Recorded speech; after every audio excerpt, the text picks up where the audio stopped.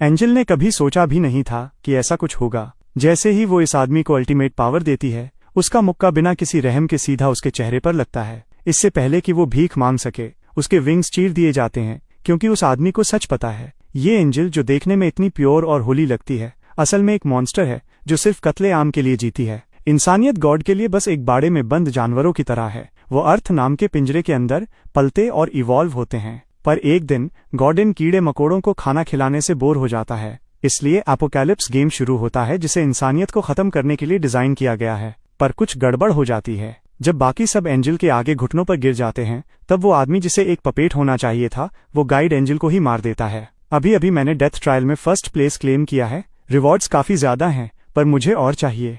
मैं एंजल से extra rewards demand करता हूँ। मेरे मुंह से शब्द निकलते ही उसकी आंखों में खून सवार हो जाता है। वो एक कीड़े की इतनी हिम्मत बर्दाश्त नहीं कर सकती। वो मुझे वही मिटा देने की कोशिश करती है, पर उसके सिस्टम प्रिविलेजेस पहले ही खत्म हो चुके हैं। इसलिए वो इसे खुद हैंडल करने का फैसला करती है, बाकी ट्रैवलर्स की नजरों से दूर। अगर बड़े लोगों को पता चला तो नतीजा बुरा होगा, पर उसे नहीं पता कि ये सब मेरा बिछाया हुआ जाल है। वो मुझे पेड़ों के एक छोटे से झुंड के पास ले जाती है। मेरा ध्यान भटकाने के लिए वो मुड़ती है और एक प्यारी सी स्माइल देती है। फिर एक ब्रूटल पंच उसके चेहरे पर धमाके की तरह लगता है। इस फोर्स से वो जमीन पर जा गिरती है। उसे यकीन नहीं होता, मैं पहले ही उस तक पहुंच रहा हूं। मेरा हाथ उसके विंग्स को जकड़ लेता है। मैं बिना हिचकिचाए उन्हें उखाड़ देता हूं। मेरा गोल सिंपल है, उसे जमीन पर लाना। No wings, no escape. क्योंकि मुझे पता है कि एंजल्स इंसानों को अपने दिल से कितना नीचा समझते हैं, और उसकी किल एबिलिटी दिन में सिर्फ एक बार यूज हो सकती है। इसलिए मैंने जानबूझकर उसे यहाँ बुलाया। एंजल की एक दर्दनाक चीख निकलती है, मुझे छोड़ दो, मैं तुम्हें एक्स्ट्रा पावर दे सकती हूँ। पर इससे पहले कि वो अपनी बात पूरी करे, उसका सर जमीन से टकराता है। मुझे पता है उनकी नफरत कितनी गहरी है। 1000 रिबर्थ्स, 10,000 बार उनकी हिपोक्रेसी को इतने करीब से देखा है, और उनमें से हर एक जिंदगी मैंने एंजल को मारने वाला पहला इंसान बनने में गुजारी, ताकि उस हिडन रिवॉर्ड और अचीवमेंट को क्लेम कर सकूं। बधाई हो, आप गाइड एंजल को मारने वाले पहले ट्रैवलर हैं। Hidden achievement unlocked. God slayer rewards, S rank स्लॉटरून, एंजल ब्लड आर्मर। ये वो राज है जिसे ढूंढने में 1000 रिबर्थ्स लग गए। ये खून मेरे हिडन टैलेंट को जगा देगा। डेथ गॉड, जिसके पास भी ये होगा, उसे मौत के असली सोर्स से जुड़ी पावर मिलेगी। जैसे जैसे टैलेंट जागेगा, नई एबिलिटीज अनलॉक होंगी। फर्स्ट स्टेज, डेथ गॉड्स आई, हर जिंदा चीज की फेटल वीकनेस और उनकी मौत का रास्ता दिखाती है। हायर स्टेजेस अभी लॉक्ड हैं, पर मुझे पता है कि डेथ गॉड टैलेंट की फाइनल फॉर्म इतनी पावर रखती है कि स्पेस को भी चीर दे, और मुझे ये साफ पता है अभी इस पर ध्यान देने का वक्त नहीं है। मुझे बाकी ट्रैवलर्स के क्लास अवेकनिंग खत्म करने से पहले अपना टैलेंट अवेकनिंग पूरा करना होगा। तभी सिस्टम बीच में आता है। ट्रायल का राउंड 1 खत्म हो चुका है। हर एक की रूह उनके शरीर में वापस ऐसे आती है जैसे कोई लंबे नाइटमेयर से जागा हो, पर आसपास पड़ी लाशें इस बात का सबूत हैं कि ये सब सच था। 1.88 बिलियन लोग ट्रायल में गए थे, सिर्फ 900 मिलियन ही बचे। कुछ ही मिनट्स में हर स्क्रीन पर खबरें छा जाती हैं। गवर्नमेंट्स पैनिक में कोलैप्स हो रही हैं। सोशल मीडिया चीखों और दुआओं से भर गया है। मेरे पास इन सब के लिए वक्त नहीं है। मैं धीरे से अपनी मुट्ठी बंद करता हूँ। एक अजीब सी पावर मेरे अंदर दौड़ती है। ट्रायल में कमाई गई हर स्टैट, हर स्किल, हर टैलेंट मेरे असली बॉडी में आ चुका है। आम लोगों के लिए ये पावर का झटका उन्हें तोड़ सकता है, पर मुझे पता है कि ये कोई अच्छी खबर नहीं है। जैसे जैसे ट्रैवलर्स स्ट्रांग होंगे, वो इंसानियत से परे कुछ बन जाएंगे। बड़े से बड़े वेपन्स भी उन्हें रोक नहीं पाएंगे। लॉ, ऑर्डर, मोरालिटी, सब कुछ एब्सोल्यूट पावर के आगे ढेर हो जाएगा। मुझे बस हर जिंदा ट्रैवलर का मास्टर बनना है, जब तक मैं गॉड को मारकर इस कर्स्ड साइकिल को खत्म नहीं कर देता। पर अभी कुछ और जरूरी है। मैं भागते हुए घर जाता हूँ। मैं दरवाजा धक्का देकर खोलता हूँ। शिया अभी भी काउच पर सो रही है। उसकी त्योरी चढ़ी हुई है जैसे किसी बुरे सपने में फंसी हो। शिया, उठो। वो अपनी आंखें झपकी लेती है और मुझे देखकर रिलैक्स होती है। काई, मैंने अभी एक बहुत डरावना सपना देखा। इतने सारे लोग चले गए। सब ठीक है, मैं यहाँ हूँ। चलो, हमें इतनी देर गए कहीं जाना है। कहाँ? किसी को ढूंढने। वो बंदा वेड है। मेरी पहली रिबर्थ की यादों में ये सो कॉल्ड सीनियर शिया को महीनों से बुली कर रहा था। वो अपने साइज का फायदा उठाकर उसे हमेशा परेशान करता, पैसे मांगता, और बाद की रिबर्थ्स में हालत और खराब हो गए, बहुत खराब। उसने शिया को हॉस्पिटल पहुंचा दिया था। जब पहली बार मेरा पुनर्जन्म हुआ, मैं इतना कमजोर था कि कुछ नहीं कर सका। पर इस बार बात अलग है। हम जल्दी ही वेड के पुराने ठिकाने पर पहुंचते हैं। बेशक वो वहां अपने कुछ गुंडों के साथ एली के एंट्रेंस पर खड़ा है। वो शिया को देखता है और उस घमंडी स्माइल के साथ आगे बढ़ता है। वेल, इतनी रात को अपने सीनियर से मिलने आई हो, कितने पॉकेट मनी लाई हो? उसकी नजर मुझ पर पड़ती ही नहीं, क्योंकि उसके दिमाग में शिया का बड़ा भाई एक बेकार बुजदिल है जो एक नजर के भी लायक नहीं। मैं आगे बढ़ता हूँ, मेरी आवाज एकदम शांत है। घुटनों पर बैठो, इससे माफी मांगो। 2 सेकंड का सन्नाटा, फिर हंसी। क्या इस बच्चे का दिमाग खराब हो गया है? वो अपना सेंटेंस पूरा नहीं कर पाता। मैं उसकी कलाई पकड़ लेता हूँ। हड्डी टूटने की आवाज उस सन्नाटे को चीर देती है, जैसे कोई ब्लेड चली हो। वेड की हंसी तुरंत गायब हो जाती है और उसकी जगह एक ऐसी चीख निकलती है जो रात का सन्नाटा चीर देती है। उसकी गैंग होश में आती है और जो भी उनके हाथ लगा उसे लेकर मुझ पर झपटते हैं। मैं एक लोहे की रॉड से अपना सर बचाता हूँ और वो अपना हथेली पहले बंदे की छाती में जोर से मारता है। उस बंदे की पूरी बॉडी जमीन से ऊपर उठकर सीधा दीवार से जा टकराती है। दूसरा वाला थोड़ा फास्ट होता है और सीधा उसके चेहरे पर पंच मारने की कोशिश करता है।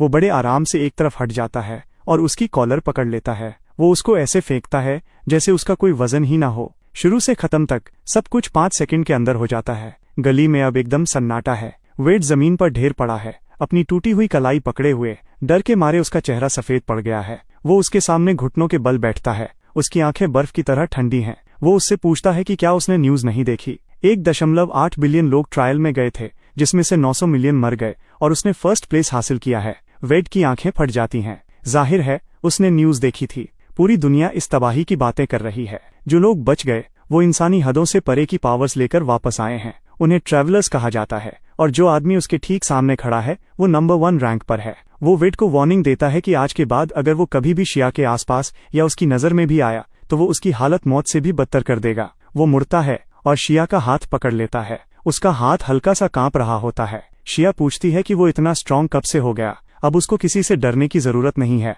पर घर पहुंचकर वो आराम नहीं करता। वो अपना लैपटॉप खोलता है और असली प्लान शुरू करता है। पिछली रिबर्ट्स की यादें उसको बताती हैं कि ट्रायल शुरू होने के बाद अगले 3 महीनों में ग्लोबल इकोनॉमी पूरी तरह बर्बाद हो जाएगी। पर उससे पहले एक स्टॉक की कीमत सैकड़ों गुना बढ़ने वाली है। स्टेलिन ग्रुप का सीईओ मार्कस चिन खुद एक ट्रैवलर है। पुरानी जिंदगियों में वो उसका सबसे खास साथी था। उसके पास एक हिडन टैलेंट है, डार्क नाइट, जो बहुत ज्यादा पावरफुल है। अगले कुछ महीनों में वो अपनी ट्रैवलर की पावर यूज करके अपने बिजनेस एम्पायर को बहुत तेजी से बढ़ाएगा और स्टेलिन ग्रुप को एक छोटी सी नई कंपनी से $1 ट्रिलियन की जायंट बना देगा। वो अपनी सारी जमा पूंजी और उन सोने के सिक्कों को जो वो राउंड 1 से लाया था सब स्टेलिन ग्रुप के स्टॉक में लगा देता है। 2 और आधे दिन बाद स्टॉक की कीमत अचानक बहुत बढ़ जाती है। उसका पैसा आसमान छूने लगता है, पर वो रुकता नहीं है। वो सारा मुनाफा वापस स्टेलिन ग्रुप में इन्वेस्ट कर देता है। पुरानी जिंदगियों की नॉलेज यूज करके वो उनके ऑपरेशंस के अंदर तक पहुंच जाता है और ये साइकिल 3 बार चलाता है। 1 हफ्ते के अंदर उसके अकाउंट बैलेंस में इतने जीरो हो जाते हैं कि दिमाग चक्कर खा जाए। वो स्टेलिन ग्रुप का एक मिस्ट्री शेयर होल्डर बन जाता है जिसके पास 31% शेयर हैं। शिया अपने फोन पर बैंक नोटिफिकेशन देखकर एकदम फ्रीज हो जाती है। वो पूछती है कि क्या यहाँ कुछ ज्यादा ही जीरो हैं? ये कितना पैसा है? वो कहता है कि ये इतना है कि उसकी कई जिंदगियां निकल जाएं। वो डरती है कि कहीं उसने कुछ गलत तो नहीं किया, पर वो सिर्फ मुस्कुरा देता है और कुछ नहीं कहता। फिर वो उन पैसों से एक टॉप टियर लग्जरी मैंशन खरीदता है जहां 360 डिग्री सिक्योरिटी मॉनिटरिंग और हर वक्त प्राइवेट गार्ड्स रहते हैं। शिया को लगता है कि ये कुछ ज्यादा ही हो गया है, इतने बड़े घर में सिर्फ 2 लोग। वो उसको समझाता है कि घर जितना महंगा होगा सिक्योरिटी उतनी ही अच्छी होगी। हर महीने के पहले दिन एक ट्रैवलर की रूह को ट्रायल में खींच लिया जाता है। उस वक्त उनकी असली बॉडी एकदम बेबस होती है। वही सबसे खतरनाक वक्त होता है। स्टेलर रेल्म के अंदर तुम कितने ही पावरफुल क्यों ना हो, अगर असली दुनिया में तुम्हारा शरीर मर गया तो सब खत्म हो जाएगा। ये सुनकर शिया का चेहरा उतर जाता है। 2 और आधे दिन बाद राउंड 2 शुरू होता है। वो शिया के बाल सहलाता है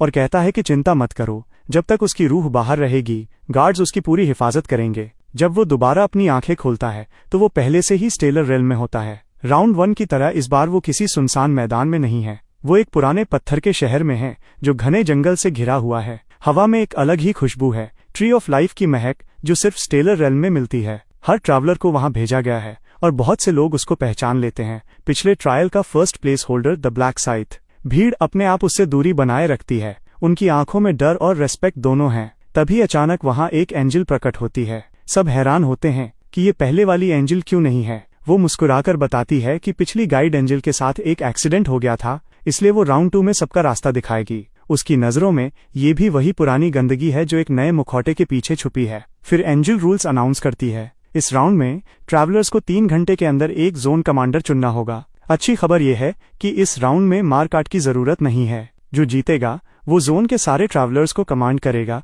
और ये तक फैसला कर सकेगा कि कौन जिएगा और कौन मरेगा। वोटिंग 2 और आधे घंटे में शुरू होगी। जो लोग वोट पूरा कर लेंगे उन्हें वापस असली दुनिया में भेज दिया जाएगा। भीड़ खुशी से झूम उठती है क्योंकि किसी को मारना नहीं पड़ेगा। उन्हें ये बात पसंद आती है, पर उसको असली सच पता है। जोन कमांडर चुनना असली मकसद नहीं है। राउंड 2 का एक हिडन मिशन है, पर वो सिर्फ लेवल 10 पर शुरू होता है, इसलिए वो शहर में नहीं रुकता। वो सीधा जंगल की तरफ निकल जाता है। स्टेलर रेल्म के जंगल अर्थ के जंगल जैसे बिल्कुल नहीं है। पेड़ सैकड़ों मीटर ऊंचे हैं और उनकी वजह से आसमान तक नहीं दिखता। हर टहनी पर चमकती हुई काई लगी है। हवा गर्म और नमी से भरी है। दूर से कहीं भयानक गुर्राने की आवाजें आ रही हैं। ये एक असली दुनिया है, कोई गेम या धोखा नहीं।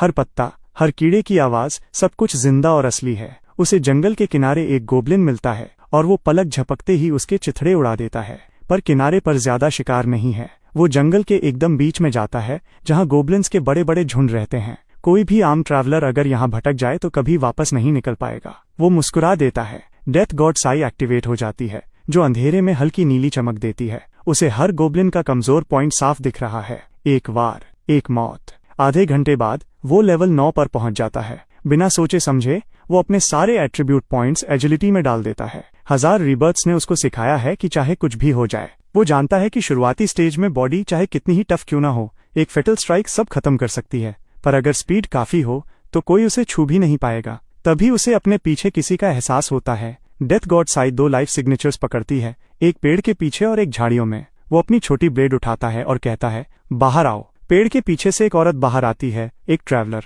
फिर उसके पीछे एक आदमी भी निकलता है। जैसे ही वो उस आदमी का चेहरा देखता है, उसकी आंखें फट जाती हैं। ये ज़ेसू है, मार्क्स चिन का राइट हैंड मैन और दुनिया के सबसे ताकतवर ट्रैवलर्स में से एक। पिछली जिंदगियों में वो डार्क नाइट ऑर्डर का खास मेंबर था और उन साथियों में से एक था जिन्हें ये रिक्रूट करना चाहता है। और वो औरत एक सेलिब्रिटी है जिसका स्टेज नाम यान यूना है, जिसके पास समनर टैलेंट है और जो आगे चलकर इस जोन की 3rd रैंक फाइटर बनने वाली थी। पर पुरानी यादों के हिसाब से उसकी इनसे इतनी जल्दी मुलाकात नहीं होनी चाहिए थी। यूना घबराहट में अपने हाथ जोड़ती है और ढेरों सवालों के बीच कहती है, हमने आपको राउंड 1 में फर्स्ट आते देखा था, हम आपके साथ टीम बनाना चाहते हैं। वो उन्हें मना कर देता है। वो कहता है कि अभी उसे टीम की जरूरत नहीं है, सबसे जरूरी ये है कि वो जल्दी लेवल अप करे। जैसे ही वो मुड़ता है, वो देखता है कि यूना के पैर जवाब दे रहे हैं और वो गिरने ही वाली होती है। जैन उसे संभाल लेता है। दोनों एक दूसरे को देखते हैं, अंदर तक हिले हुए। वो प्रेजेंस ऐसी थी कि कोई भी यूं ही शौक से फर्स्ट प्लेस नहीं लाता। वो रुकता नहीं और जंगल के और अंदर चला जाता है।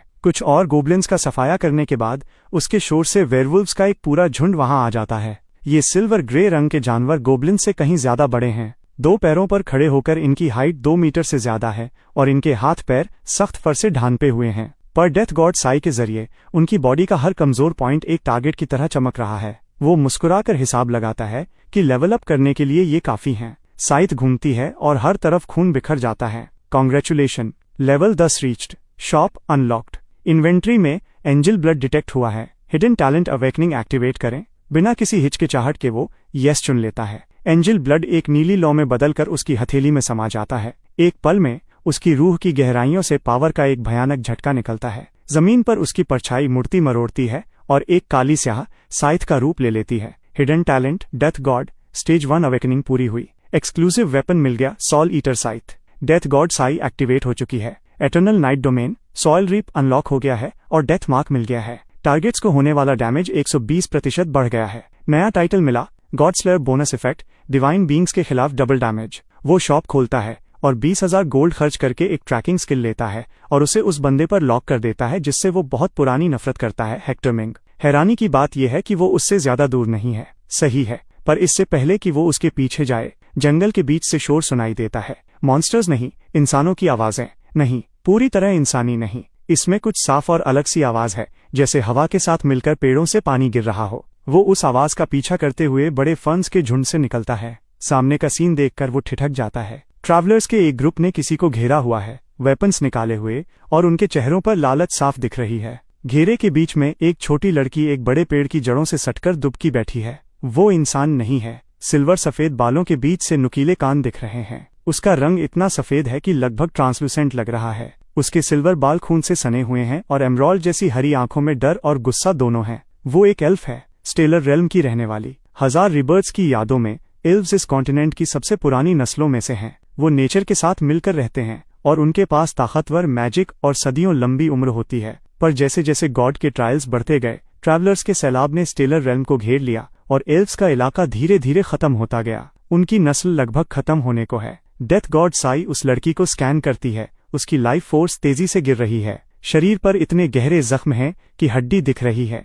पर जो चीज उसे हैरान करती है वो है उसके अंदर उठता हुआ मैजिक एल्विन रॉयल्टी का ब्लड लाइन पावर। अपने काम से काम रखो। लीड ट्रैवलर मुड़ता है, उसे एक नजर देखता है और उसके एक्सप्रेशन बदल जाते हैं। वो उसे पहचान लेता है, पर लालच डर पर भारी पड़ जाती है। ये एल्फ बहुत महंगी है। सिस्टम कहता है रेयर रेस को मारने पर स्पेशल रिवॉर्ड्स मिलते हैं। अगर तुम्हें हिस्सा चाहिए तो हम डील कर सकते हैं। वो अपनी बात पूरी नहीं कर पाता, वो पहले ही उसके सामने पहुंच जाता है। सोल ईटर साइथ सीधा उसकी छाती के पार हो जाती है। क्योंकि तुम मेरा नाम जानते हो इसलिए मरना पड़ेगा। बाकी ग्रुप होश में आकर एक साथ उस पर हमला करता है जैसे उनकी कोई बिसात हो। जंगल जल्दी ही शांत हो जाता है। वो अपने चेहरे से खून पोंछता है, आखिरी लाश से अपनी ब्लेड निकालता है और उस एल्फ लड़की की तरफ मुड़ता है। वो अभी भी वही दुबकी बैठी है जो उसने देखा, उससे एकदम सुन्न पड़ गई है। उसके होंठ कांप रहे हैं, पर वो भीख नहीं मांगती। गुस्से में है पर ज्यादा डरी हुई है। उसकी नजरों में ट्रैवलर्स और हमलावर एक ही बात है। वो नीचे बैठता है ताकि डरावना ना लगे और पूछता है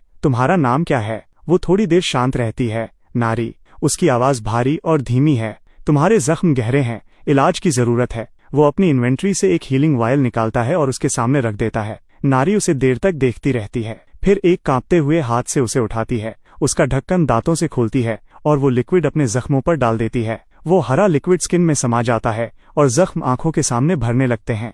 तुम्हारे लोग कहाँ हैं? उसका शरीर सख्त हो जाता है। मर गए। बस 2 शब्द, जैसे उन्हें बोलने में उसका सब कुछ लुट गया हो। पिछले ट्रायल में मेरे पिता घर की हिफाजत करते हुए मरे गए। मेरी माँ 3 दिन पहले। वो उसकी तरफ एक नजर देखती है, थोड़ा हिचकिचाती है और फिर कहती है हमलावर, जेड फॉरेस्ट का पूरा क्लैन खत्म हो चुका है। बस मैं ही अकेली बची हूँ। एल्फ नस्ल अब मिटने की कगार पर है। हीरो को याद आता है कि पिछली हर एक जिंदगी में राउंड 2 के दौरान उसे कभी कोई एल्फ सर्वाइवर नहीं मिला था, जिसका मतलब है कि असली टाइमलाइन में नारी शायद अब तक मर चुकी होती। ये हीरो ही था जिसने उन ट्रैवलर्स को भगाकर उसकी किस्मत बदल दी। पर पता नहीं क्यों उसे इतनी खामोश जिद के साथ अपने होंठ दबाते हुए देखकर हीरो के अंदर कुछ हलचल होती है। 1000 रिबर्थ्स में उसने इतनी मौत और बेबसी देखी है जितनी कोई सोच भी नहीं सकता। उसका दिल कब का लोहे जैसा सख्त हो चुका था। पर इस वक्त इस एल्फ लड़की को देखकर जिसने अपना सब कुछ खो दिया है, उसे अपनी पुरानी हालत याद आ जाती है। वो पूछता है क्या तुम्हें आसपास किसी और एल्फ सेटलमेंट का पता है? नारी अपना सिरनामे हिला देती है। जेड फॉरेस्ट आखिरी ठिकाना था।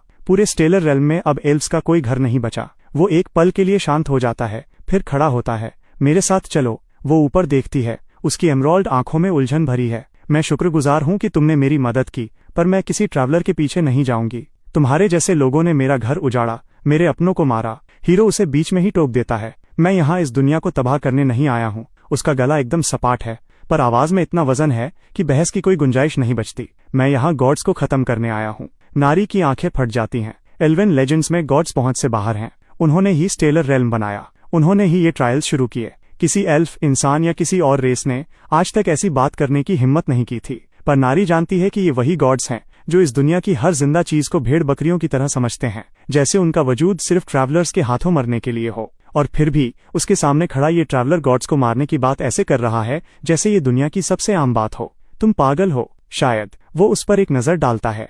पर क्या तुम्हारे पास इससे बेहतर कोई रास्ता है? नारी खामोश हो जाती है। फिर धीरे धीरे दर्द के साथ वो अपने पैरों पर खड़ी होती है और उसके पीछे लड़खड़ाते हुए चलने लगती है। मेरा नाम नार एल्विन है, जेड फॉरेस्ट की आखिरी प्रिंसेस। उसकी आवाज में एक ठंडी जिद है। मैं तुम्हारा पीछा नहीं कर रही हूँ, बस मेरे पास जाने के लिए कोई और जगह नहीं है। हीरो पीछे मुड़कर नहीं देखता, पर उसके होंठ का एक कोना हल्का सा ऊपर उठ जाता है। शायद ये रिबर्थ वही है जहां वो आखिरकार गॉड को मारने का रास्ता ढूंढ लेगा। जैसे ही वो दोनों जंगल से गुजरते हैं, हीरो अपनी लेवलिंग की स्पीड को एक पल के लिए भी कम नहीं करता। नारी की रिकवरी उसकी उम्मीद से कहीं ज्यादा तेज है। रॉयल एल्विन ब्लड लाइन उसे ऐसी हीलिंग पावर देती है जो किसी भी इंसान से कहीं ज्यादा बेहतर है। आधे घंटे के अंदर ही वो अपने पैरों पर चलने लगती है। जो चीज उसे और भी हैरान करती है वो है नारी की लड़ने की काबिलियत। जब झाड़ियों से गोब्लिन्स का एक झुंड निकलता है, नारी फितरती तौर पर अपना हाथ उठाती है और जमीन से एक चमकती हुई हरी बेल निकलती है जो 2 गोब्लिन्स को हवा में ही जकड़ लेती है। नेचर की ताकत, एल्व्स का पैदाइशी मैजिक। उसके जख्मों की वजह से वो स्पेल सिर्फ 3 सेकंड में खत्म हो जाता है, पर ये उसके पोटेंशियल के बारे में सब कुछ बता देता है। तुम अभी भी लड़ सकती हो। एल्व्स बाहरी लोगों के सामने कमजोरी नहीं दिखाते। ये कहते हुए वो अपनी ठुड्डी ऊपर उठाती है, पर उसका चेहरा कागज जैसा सफेद है। वो बस हिम्मत दिखाने की कोशिश कर रही है। हीरो कुछ नहीं कहता। वो मुड़ता है और बिना एक शब्द बोले बाकी बचे गोब्लिन्स का सफाया कर देता है। तभी ट्रैकिंग स्किल से एक पिंग की आवाज आती है। कोई बहुत करीब है। हीरो की आंखें ठंडी पड़ जाती हैं। यहाँ रुको, हिलना मत। नारी अपनी त्योरी चढ़ाती है। तुम कहाँ जा रहे हो? कुछ पुराने हिसाब बराबर करने। हेक्टर मिंग, ये नाम उसके 1000 रिबर्थ्स में लगभग हर बार आया है, हमेशा दर्द के साथ जुड़ा हुआ। पिछली जिंदगियों में उसने हीरो को एक से ज्यादा बार धोखा दिया और उसके सबसे करीबी लोगों को चोट पहुंचाई। हीरो उसे रिएक्ट करने का कोई मौका नहीं देता। उसका शरीर एक झलक दिखाकर गायब हो जाता है और जंगल की गहराइयों में समा जाता है। वो सबसे घटिया इंसान है जिसे हीरो ने आज तक जाना है। धोखा देना, पीठ में छुरा घोंपना, किसी गिरे हुए इंसान को और लात मारना, ये शब्द भी उसके लिए कम है। हीरो की 7th रिबर्थ में उसने सिर्फ एक गियर के लिए हीरो की लोकेशन बेच दी थी, जिसकी वजह से हीरो घेर लिया गया और मारा गया। रिबर्थ 123 में जब हीरो जख्मी पड़ा था, उसने अपने हाथों से हीरो का गला काटकर उसे खत्म किया था। रिबर्थ 409 में उसने शिया को खुद मारा था। शिया की चीखें आज भी हीरो के बुरे सपनों में गूंजती हैं। 1000 साइकिल्स हो गए पर एक बार भी एक्सेप्शन नहीं मिला। चाहे हीरो टाइमलाइन को कितना ही बदल दे, उसे कितने ही मौके क्यों न दे, ये आदमी अंदर तक सड़ चुका है। इंसान की शक्ल में एक भेड़िया। इसलिए अपने 500th रिबर्थ से हीरो ने हिचकिचाना छोड़ दिया। हर जिंदगी में अगर हेक्टर मिंग दिखा तो उसे देखते ही मार देना है।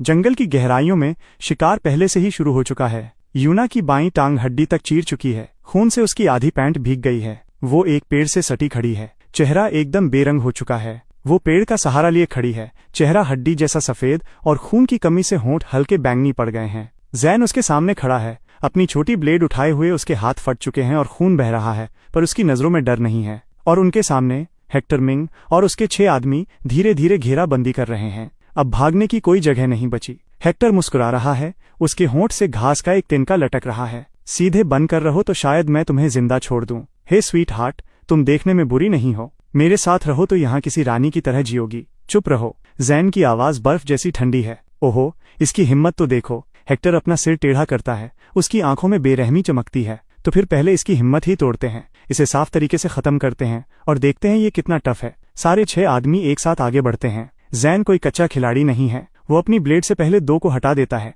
पर तीसरे आदमी का भाला उसके कंधे के पार निकल जाता है। चौथे आदमी की लोहे की रॉड उसकी पीठ पर जोर से लगती है। वो अपने दांत पीसकर एक घुटने पर बैठ जाता है। गिरने से इनकार कर देता है। हेक्टर आराम से उसके पास चलता हुआ आता है, उस पर हावी होते हुए। अभी भी लड़ रहे हो? वो अपना पैर उठाता है और उसे जैन के जख्म पर जोर से रगड़ देता है। जैन के मुंह से एक दबी हुई कराह निकलती है और उसकी नसें, उसके माथे पर नसें उभरने लगती हैं, पर उसके मुंह से एक भी चीख नहीं निकलती। इंटरेस्टिंग, हेक्टर कहता है। वो अपना पैर पीछे खींचता है और यूना की तरफ मुड़ता है। जब ये कोऑपरेट नहीं करेगा तो वो अपनी बात पूरी भी नहीं कर पाता कि एक एकदम काली स्याह स्केत खामोशी से उसकी गर्दन पर आ टिकती है। ब्लेड उसकी गर्दन की नस से 1 मिलीमीटर से भी कम दूरी पर है। हेक्टर एकदम सुन्न हो जाता है। उसने किसी के आने की आहट तक नहीं महसूस की थी। वो एकदम जम गया। न कोई कदमों की आवाज, न हवा का रुख बदला, मानो मौत खुद खाली जगह से निकलकर वहां आ गई हो। हिलना मत। उसके पीछे से हीरो की आवाज आती है, जो इतनी शांत है जैसे कोई मौसम की खबर सुना रहा हो,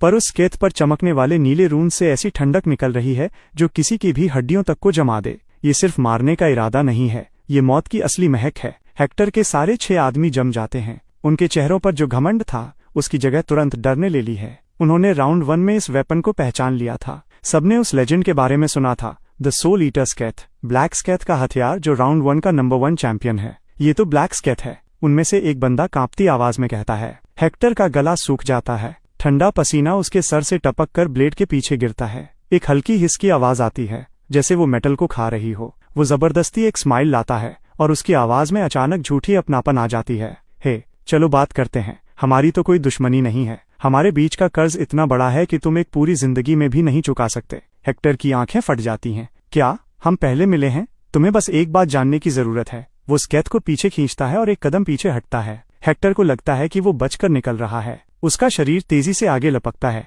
ताकि दूरी बना सके, पर आधे कदम के बाद ही वो ठिठक जाता है क्योंकि वो नीचे देखता है। उसका दायां हाथ गायब है। वो जम जाता है क्योंकि वो नीचे देखता है और देखता है कि उसका राइट हाथ बस खत्म हो चुका है। कटा हुआ हिस्सा एकदम मक्खन की तरह साफ है। अभी तक खून की एक बूंद भी नहीं गिरी। आज तुम मरोगे। फिर अचानक खून का फव्वारा निकलता है। हेक्टर चीखता है और लड़खड़ाते हुए पीछे हटता है, अपना बायां हाथ अपनी कलाई पर जोर से दबाए हुए। उसके 6 आदमी आखिरकार होश में आते हैं और डर के मारे अपने वेपन्स उठाते हैं, पर उनकी मूवमेंट्स हीरो को एकदम स्लो लगती हैं। डेथ गॉड्स आई एक्टिवेट हो जाती है। 6 बॉडीज, हर फेटल पॉइंट साफ चमक रहा है। दिल, रीढ़ की हड्डी, कनपटी, हर एक कमजोर पॉइंट पर नीला निशान लॉक हो चुका है। वो हरकत में आता है। पहले बंदे को अपनी नजरों के सामने एक काली झलक दिखती है, फिर उसकी गर्दन पर एक ठंडी लकीर महसूस होती है। वो नीचे देखता है, जख्म से खून बह रहा है। इससे पहले कि वो उसे ढकने के लिए हाथ उठा सके, उसके पैर जवाब दे देते हैं। दूसरा बंदा उस पर वार करता है। उसकी ब्लेड हीरो के चेहरे से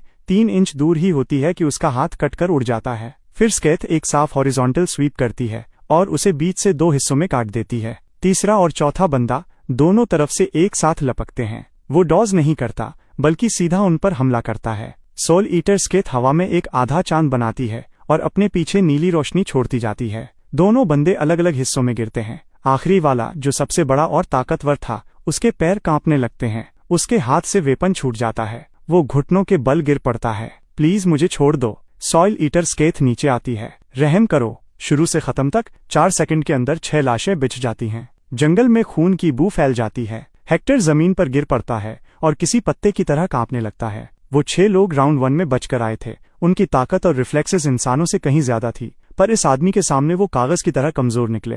हेक्टर आखिरकार एक सच समझ जाता है। उसकी सामने खड़ा ये आदमी एक अलग ही दुनिया का है। तुम मुझे मार नहीं सकते, वो चीखता है। उसकी आवाज बैठ गई है। सारा घमंड और मजाक गायब हो चुका है, बस खुला डर और बचने की तड़प बची है। अगर पॉपुलेशन कम होगी तो मिशन पूरा करने का कोटा भी कम हो जाएगा। मुझे मारने से तुम्हें कुछ नहीं मिलेगा। वो धीरे से उसकी तरफ बढ़ता है। हीरो के हर एक कदम पर हेक्टर एक कदम पीछे घिसकता है। उसकी पीठ एक पेड़ से जा लगती है। अब कहीं जाने की जगह नहीं है। प्लीज। उसकी आवाज किसी चूहे की तरह फट जाती है जिसका गला पकड़ा गया हो। मैं तुम्हारे लिए काम कर सकता हूँ। मेरे पास जानकारी है। मैं सबके बारे में सब कुछ जानता हूँ। मैं कर सकता हूँ। तुम कर सकते हो क्या? वो उसके सामने रुकता है और नीचे देखता है। डेथ गॉड्स आई हेक्टर की जिंदगी का धागा हवा में दिए की तरह फड़फड़ा रहा है, एकदम कमजोर जो कभी भी बुझ सकता है। तुम मेरी लोकेशन 7th लाइफ में बेच सकते हो। तुम मेरा गला 123 रेड लाइफ में काट सकते हो या 409 में। वो नीचे बैठता है। स्केथ की नोक हेक्टर की ठोड़ी के नीचे है।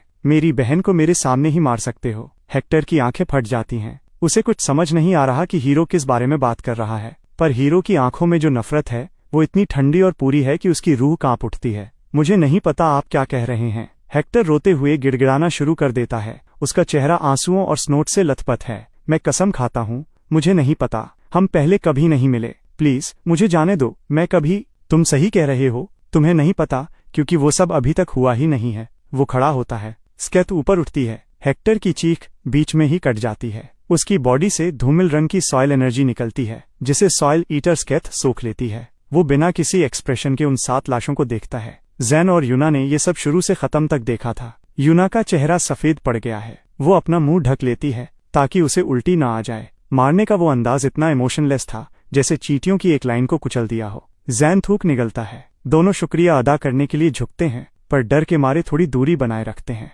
हमारी जान बचाने के लिए शुक्रिया। जैन की आवाज थोड़ी भारी है। वो हिचकिचाता है, फिर खुद को रोक नहीं पाता। आप और वो आदमी, ऐसा लगा जैसे कोई पुरानी दुश्मनी हो। हीरो बस हाँ कहता है, बिना किसी और सफाई के। जैन इतना समझदार है कि वो बात को आगे नहीं खींचता। उनसे अलग होने के बाद हीरो वापस वो वही पहुंचता है जहां उसने सब छोड़ा था। नारी अभी भी वही एक पेड़ से टिककर उसका इंतजार कर रही है। जैसे ही वो हीरो को देखती है, उसकी एमराल्ड आंखें हल्की सी चमकती हैं।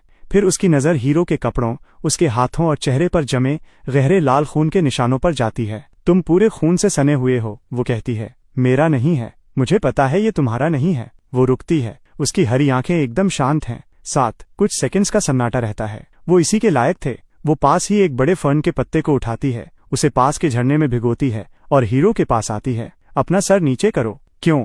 तुम्हारे चेहरे पर खून लगा है। सर नीचे करो। हीरो झुक जाता है। वो अपने पैरों के पंजों पर खड़ी होती है और उस गीले पत्ते से बड़े प्यार से हीरो के गाल से खून पहुंचने लगती है। वो ये नहीं पूछती कि उसने उन्हें क्यों मारा, नहीं, ये पूछती है कि वो कौन थे। ना कोई डर, ना कोई नफरत। जैसे ये दुनिया की सबसे आम बात हो कि वो बाहर गया, उन लोगों को मारा जो मौत के लायक थे और चेहरे पर खून लेकर वापस आ गया। बस उसे साफ कर दो, बात खत्म। वो पीछे हटती है और अपना काम चेक करती है। अभी भी थोड़ा बचा है। छोड़ो, ये ऐसे नहीं निकलेगा। जब हम वापस जाएंगे तो पानी से ढंग से धो लेंगे। शुक्रिया। किस लिए? वो अपना चेहरा दूसरी तरफ मोड़ लेती है। उसके कानों के ऊपरी हिस्से हल्के गुलाबी पड़ गए हैं। चलो अब, क्या तुम्हें अभी और लेवलिंग नहीं करनी? हीरो बिना कुछ बोले उसे आगे बढ़ते हुए देखता है और फिर उसके पीछे चल देता है। अगले कुछ वक्त तक नारी और हीरो मिलकर मॉन्स्टर्स का सफाया करते हैं और साथ में लेवल्स बढ़ाते हैं। इस बीच हीरो को स्टेलर रेल्म की हालत के बारे में और भी बातें पता चलती हैं। एल्व्स का गिरना सिर्फ ट्रैवलर्स के हमलों की वजह से नहीं हुआ था,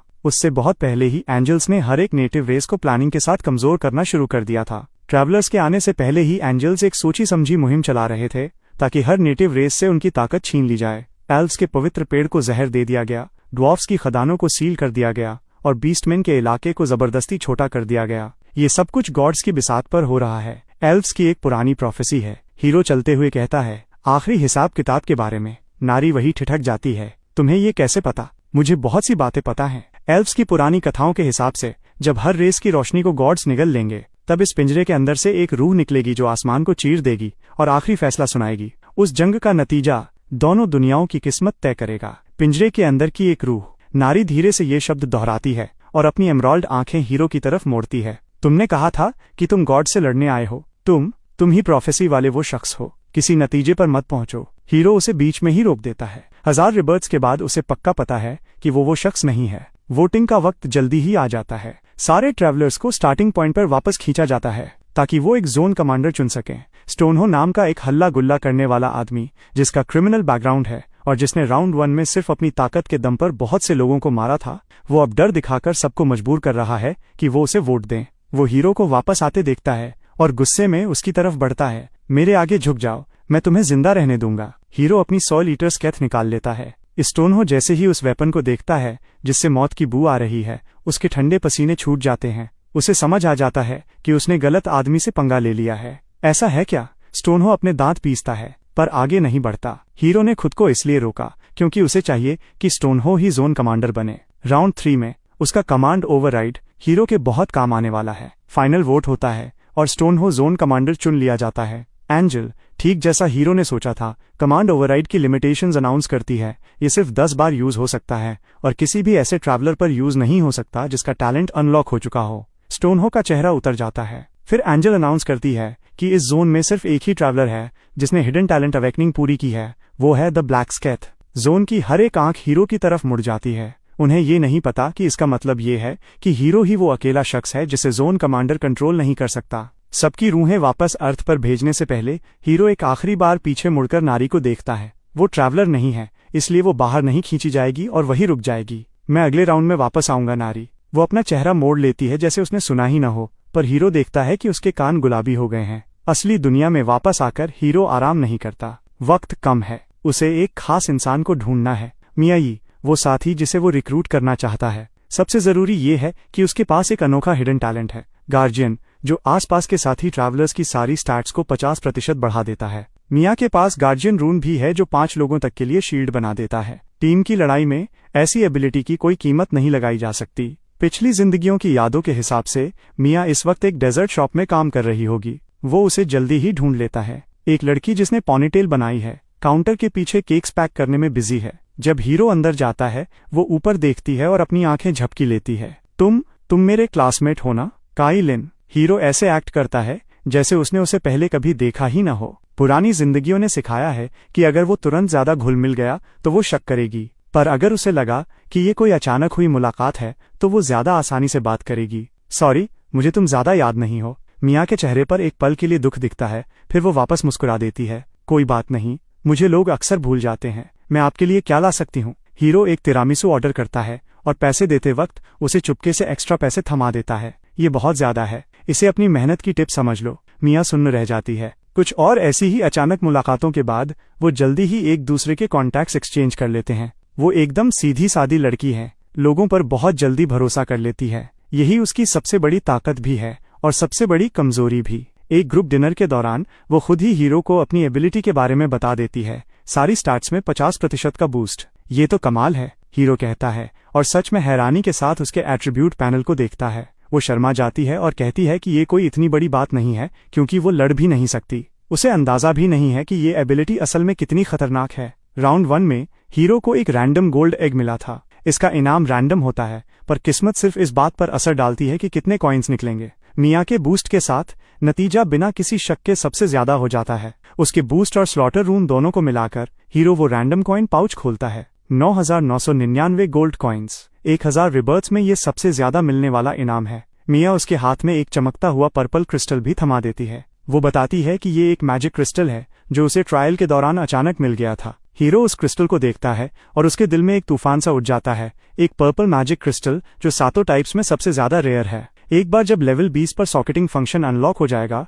तो ये एक साथ हर एक स्टैट को बढ़ा देगा। लेट गेम में इसकी कीमत का अंदाजा लगाना भी मुश्किल है। मिया मुस्कुराकर कहती है कि हीरो ने उसके लिए इतना कुछ किया है तो एक पत्थर की कोई कीमत नहीं। उसे नहीं पता कि ये पत्थर एक खजाना है। जल्दी ही राउंड 3 शुरू होता है। जैसे ही हीरो की रूह खींची जाती है उसे कुछ अलग महसूस होता है। मंजिल गेलिया राउंड वाला पत्थर का शहर नहीं है, ये ऊंची दीवारों से घिरा हुआ एक किला है। उसके बीच में एक बहुत बड़ा क्रिस्टल रेलिक खड़ा है। इस राउंड में भी सबको जोन्स में बांटा गया है। हीरो के जोन के ट्रैवलर्स को किले के अंदर छोड़ा जाता है, कुल 4900 लोग। एक एंजल नीचे आती है और मुस्कुराकर वो रूल्स बताती है जिससे सब डरते हैं। रेलिक की हिफाजत करो, उसे 3 घंटे तक सही सलामत रखो और आगे बढ़ो। सिर्फ 1250 लोग आगे बढ़ेंगे, यानी 3/4 लोग खत्म हो जाएंगे। रूल्स सिंपल हैं, हर 30 मिनट में मॉन्स्टर्स रेलिक पर हमला करेंगे और ट्रैवलर्स को उसे बचाना है। फाइनल रैंकिंग स्किल्स के हिसाब से होगी। टॉप 1250 जिएंगे, बाकी मर जाएंगे। स्टोन हो ये बात तुरंत समझ जाता है,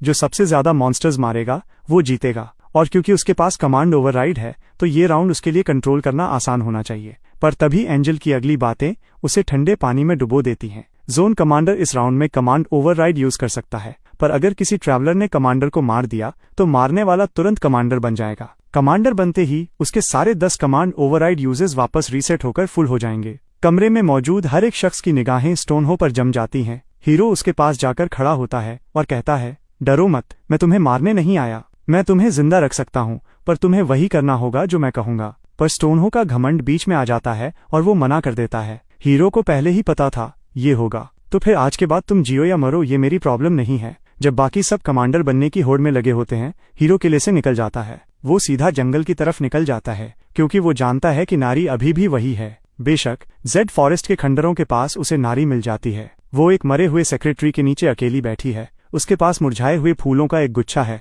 अपने पुरखों को याद करने का एल्विन तरीका। तुम वापस आ गए। उसका लहजा सपाट है, पर हीरो देखता है कि उसकी आंखों के कोने लाल हैं। मैंने कहा था मैं आऊंगा। वो हल्का सा सिर हिला देती है। मेरे साथ चलो, ट्रायल जोन पास ही है। मुझे लेवल अप करना है, और अगर तुम यहाँ रुकी तो ट्रैवलर्स की अगली वेव तुम्हें ढूंढ लेगी। नारी खड़ी होती है और अपनी स्कर्ट से धूल झाड़ती है। मैं इसलिए नहीं आ रही क्योंकि मैं डरी हुई हूँ। मुझे पता है, बस मेरे पास जाने के लिए कोई और बेहतर जगह नहीं है। मुझे पता है। वो उसे अनसुना करके आगे बढ़ने लगती है। गलत रास्ता है। हीरो दूसरी तरफ इशारा करता है। नारी के कान एकदम लाल हो जाते हैं और वो बिना कुछ बोले मुड़ जाती है। ट्रायल जोन में वापस आकर हीरो पूरी ताकत से लेवलिंग में लग जाता है। राउंड 3 में मॉन्स्टर्स की तादाद बहुत ज्यादा है और साथ में ट्रिपल एक्सपीरियंस बोनस भी है, इसलिए काम बहुत तेजी से हो रहा है। हर बार जब सॉइल ईटर स्केथ किसी को मारती है तो सॉइल रीप टैलेंट अपने आप सॉइल एनर्जी खींच लेता है, जिससे हीरो की स्टैट्स हमेशा के लिए बढ़ जाती हैं। नारी साइड में खड़ी होकर हैरानी से ये सब देखती है। उसे यकीन नहीं होता। तुम किस तरह के मॉन्स्टर हो? एक डेथ गॉड? तुम मजाक कर रहे हो? नहीं। वो थोड़ी देर शांत रहती है। एल्विन लेजेंड्स में डेथ गॉड जैसा कोई कॉन्सेप्ट नहीं होता। उनका मानना है कि रूहें ट्री ऑफ लाइफ में वापस चली जाती हैं। शायद, पर एक डेथ गॉड अभी तुम्हारे सामने खड़ा है। नारी मुड़ जाती है और एल्विन लैंग्वेज में धीरे से कुछ बड़बड़ाती है जो हीरो को समझ नहीं आता। जब तक तीसरी वेव खत्म होती है, हीरो लेवल 20 पर पहुंच जाता है। सिस्टम सॉकेटिंग फंक्शन अनलॉक कर देता है। हीरो तुरंत वो पर्पल मैजिक क्रिस्टल जो मिया ने दिया था उसे सोल ईटर स्केथ में लगा देता है। ब्लेड पर एक हल्का बैंगनी पैटर्न बन जाता है और सारी स्टैट्स एक साथ बढ़ जाती हैं। साथ ही डेथ गॉड टैलेंट का सेकंड स्टेज अनलॉक हो जाता है। इटर्नल नाइट डोमेन पूरी तरह खुल जाता है। नया स्किल मिलता है, नाइट ऑफ डेथ, जो 1 किलोमीटर के घेरे को हमेशा के लिए अंधेरे में बदल देता है। उस अंधेरे में डेथ गॉड की अटैक पावर डबल और स्पीड 50% बढ़ जाती है, जबकि दूसरों की नजर एकदम कमजोर हो जाती है। डेथ गॉड रून भी मिलता है जो दिन में अटैक पावर 100% बढ़ाता है और रात में स्पीड और 50% बढ़ा देता है। पलक झपकते ही हीरो के चारों तरफ 1 किलोमीटर तक रोशनी का हर जरिया खत्म हो जाता है। आसमान एकदम काला हो जाता है, बस उसकी आंखें हल्की नीली रोशनी के साथ चमक रही हैं। गोब्लिन्स की चौथी वेव अंदर आती है और अंधेरे में समा जाती है। इटर्नल नाइट डोमेन के अंदर वो अंधों की तरह इधर उधर लड़खड़ाते हैं और वो अपनी सोल ईटर स्केथ लेकर उस अंधेरे में निकल पड़ता है, बिल्कुल एक डेथ गॉड की तरह जो अंधेरे में चल रहा हो। उसका हर एक वार जिंदगी का एक सटीक शिकार है। उस काली रात में सिर्फ गोब्लिन्स के मरने की चीखें और हवा को काटती स्केथ की आवाज सुनाई देती है। नारी उस अंधेरे के किनारे पर खड़ी है। उसकी एमराल्ड आंखें उस साए पर टिकी हैं जो काले अंधेरे में सब कुछ मिटा रहा है। उसका दिल डर से नहीं धड़क रहा, क्योंकि उस दम घुटने वाले अंधेरे में भी वो शख्स ऐसी एनर्जी छोड़ रहा है जो उसे अनजाने में सेफ महसूस कराती है। चौथी वेव खत्म करने के बाद उसके पास 20,000 गोल्ड हो जाते हैं और वो रिकॉन स्किल खरीद लेता है। इस बीच स्टोनहो की साइड पूरी तरह तबाह हो चुकी है। पांचवी वेव भयानक वेयरवुल्व्स की आती है, जिनकी तादाद बचे हुए ट्रैवलर्स से 10 गुना ज्यादा है। स्टोनहो ने अपने सारे 10 कमांड ओवरराइड्स पहले ही फूंक दिए हैं। अब वो सिर्फ हीरो से मदद की भीख मांग सकता है, पर वो उसकी तरफ ठंडी नजरों से देखता है। जब तुमने अपने कमांड ओवरराइड खत्म कर दिए तो मेरे लिए तुम्हारी कोई कीमत नहीं बची। स्टोनहो का चेहरा राख जैसा सफेद पड़ जाता है। तभी उसका एक आदमी, मार्को नाम का एक लंबा चौड़ा बंदा, अचानक लपकता है और स्टोनहो को संभालने का मौका दिए बिना उसकी छाती में ब्लेड घोंप देता है। सॉरी, मुझे बस जिंदा रहना है। सिस्टम नोटिफिकेशन आती है। मार्को ने जोन कमांडर स्टोनहो को मार दिया है। कमांडर पोजीशन इनहेरिट हो गई। मार्को बिना हिचकिचाए हीरो के आगे घुटनों पर गिर जाता है। मार्को वफादारी की कसम खाता है। सब कुछ प्लान के मुताबिक चल रहा है, पर हीरो का अगला कदम उसे अंदर तक डरा देता है। वो उसे ऑर्डर देता है कि वो अपने 10 आदमियों पर कमांड ओवरराइड यूज करे और रेलिक को तबाह कर दे। मार्को का मुंह खुला का खुला रह जाता है। एंजल ने कहा था, रेलिक तोड़ने पर भयानक सजा मिलेगी। वो चुपचाप एक तेज धमाके के साथ रेलिक तोड़ देता है। सिस्टम नोटिफिकेशन, रेलिक तबाह हो गया। Mission fail. Divine enforcer 30 minute में पहुंचेगी। ट्रैवलर्स में अफरा तफरी मच जाती है, पर बहुत वक्त बाद हीरो पहली बार मुस्कुरा देता है। जल्दी ही डिवाइन एनफोर्सर नीचे आती है। वो सुनहरी रोशनी में लिपटी हुई धीरे से उतरती है। चेहरा एकदम शांत, स्माइल प्यारी सी। फिर अचानक आसमान से हजारों रोशनी की तलवारें बरसने लगती हैं। पहली ही वेव में 300 ट्रैवलर्स मिटा दिए जाते हैं। हीरो इस भीड़ भाड़ का फायदा उठाकर घूमकर डिवाइन एनफोर्सर के पीछे पहुंच जाता है। डेथ गॉड्स आई उसकी कमजोरी पर लॉक हो जाती है। डिवाइन एनफोर्सर के पास सुनने की शक्ति नहीं है, सिर्फ देखना ही उसका एकमात्र सेंस है। वो छलांग लगाता है और डेथ मार्क रिलीज करता है। डैमेज 120% बढ़ चुका है। गॉड स्लेयर टाइटल के डबल डैमेज के साथ मिलकर सोल ईटर स्केथ सीधा उसकी आंख के पार निकल जाती है। एक ही बार में उसकी 40% हेल्थ खत्म। वो दर्द से चीखती है और उसे फंसाने के लिए एक बैरियर रिलीज करती है, पर हीरो को उसकी हर चाल पता है। बैरियर बंद होने के आखिरी सेकंड में वो बाहर निकल जाता है। वो घूमकर वापस आता है और उसकी दूसरी आंख भी फोड़ देता है। अब वो एकदम अंधी हो चुकी है। डिवाइन एनफोर्सर पागल हो जाती है और बिना किसी निशाने के हर तरफ लाइट ब्लेड्स चलाने लगती है। Night of death. अंधेरा पल भर में सारी रोशनी को निगल लेता है। इटर्नल नाइट डोमेन के अंदर उन लाइट ब्लेड्स की ताकत लगभग खत्म हो जाती है। वो उस काले अंधेरे में हरकत करता है। एक बार उसके बाएं विंग को काट देता है, दूसरा दाएं को। डिवाइन एनफोर्सर मौत के करीब पहुंच जाती है, जिससे उसका passive skill final radiance trigger होता है। वो 60 सेकंड्स के लिए हर तरह के डैमेज से आजाद हो जाती है। हीरो एक सेफ दूरी पर जाता है और खामोशी से इंतजार करता है। 60 सेकंड्स बीतते हैं। रोशनी धीमी पड़ती है। सॉइल ईटर स्केथ एक परफेक्ट घेरा बनाती है और उसका सर कलम कर देती है। कॉन्ग्रेचुलेशन, डिवाइन एनफोर्सर हार गई। लेवल 3 बढ़ गया। 8000 गोल्ड कॉइन्स मिले। 4000 गोल्ड का बोनस रिवॉर्ड। नया टाइटल मिला, डिफायर ऑफ डिवाइन जजमेंट, जो डिवाइन बीइंग्स से होने वाले डैमेज को 80% कम कर देता है। कंडेंस डिवाइन सेंस और डिवाइन रेडियंस रून भी मिल गए। उसका लेवल 30 पहुंच जाता है। डिवाइन रेडियंस रून उसकी इंटेलिजेंस को सीधा 30 पॉइंट्स बढ़ा देता है, जिससे स्किल डैमेज 30% बढ़ जाता है। यही असली वजह थी कि उसने रेलिक तबाह करवाया। सिर्फ एक डिवाइन एनफोर्सर को मारकर ही आप वो रिवॉर्ड्स पा सकते हैं जो किसी आम रास्ते से मिलना नामुमकिन है। एंजल फिर नीचे आती है और रैंकिंग्स अनाउंस करती है। Zone wide first place, black scythe, kill count 3631। मौजूद हर ट्रैवलर सुन रह जाता है। जब एंजल एलिमिनेशन लिस्ट पढ़ती है तो हजारों ट्रैवलर्स जो पीछे रह गए थे वो आग में जलकर राख बन जाते हैं। यूना इतना कांप रही है कि मुश्किल से खड़ी हो पा रही है। जैन उसका हाथ जोर से पकड़ लेता है और नारी दूर पेड़ों की परछाई में खामोश खड़ी देख रही है। उसकी एमराल्ड आंखों में आग का दरिया दिख रहा है। चेहरे के भाव समझना मुश्किल है। ये ट्रैवलर्स की दुनिया है, बेरहम और ठंडी। ताकतवर कमजोर को खा जाता है, पर वो आदमी जो खुद को डेथ गॉड कहता है, हजारों के सामने खड़ा होकर कहता है, क्या तुम बस खड़े रहकर अपने ही लोगों का कत्लेआम देखोगे? नारी का दिल धड़क उठता है। वो अचानक सोचती है, शायद एल्विन लेजेंड की वो प्रोफेसी सिर्फ एक कहानी नहीं है। असली दुनिया में वापस आकर हीरो अपने प्लान का अगला फेज शुरू करता है। सबसे पहले एक खतरे को खत्म करना है, सेवियर जांग। उसने ट्रायल के दौरान फ्लैश रून हासिल किया था। पिछली जिंदगियों में उसने उस रून के ब्लाइंडिंग इफेक्ट का इस्तेमाल करके असली दुनिया में अनगिनत जुर्म किए थे, पर वो उसे असल में इतना खतरनाक क्यों बनाता है? उसे आगे चलकर माइंड रून मिल जाता है, एक ऐसा रून जो किसी के भी दिमाग की बातें पढ़ सकता है। एक बार वो उसके हाथ लग गया तो उसे रोकना लगभग नामुमकिन हो जाएगा। पिछली जिंदगियों में उसने जेवियर ने शिया को किडनैप कर लिया था और उसे एक मोहरे की तरह इस्तेमाल करके मुझसे सारी जानकारी निकलवाई थी। उस लड़ाई में मैंने अपनी एक आंख खो दी थी, इसलिए हर पुनर्जन्म में मैं सबसे पहले उसे ढूंढता हूं ताकि उससे पहले मैं वो माइंड रून हासिल कर सकूं।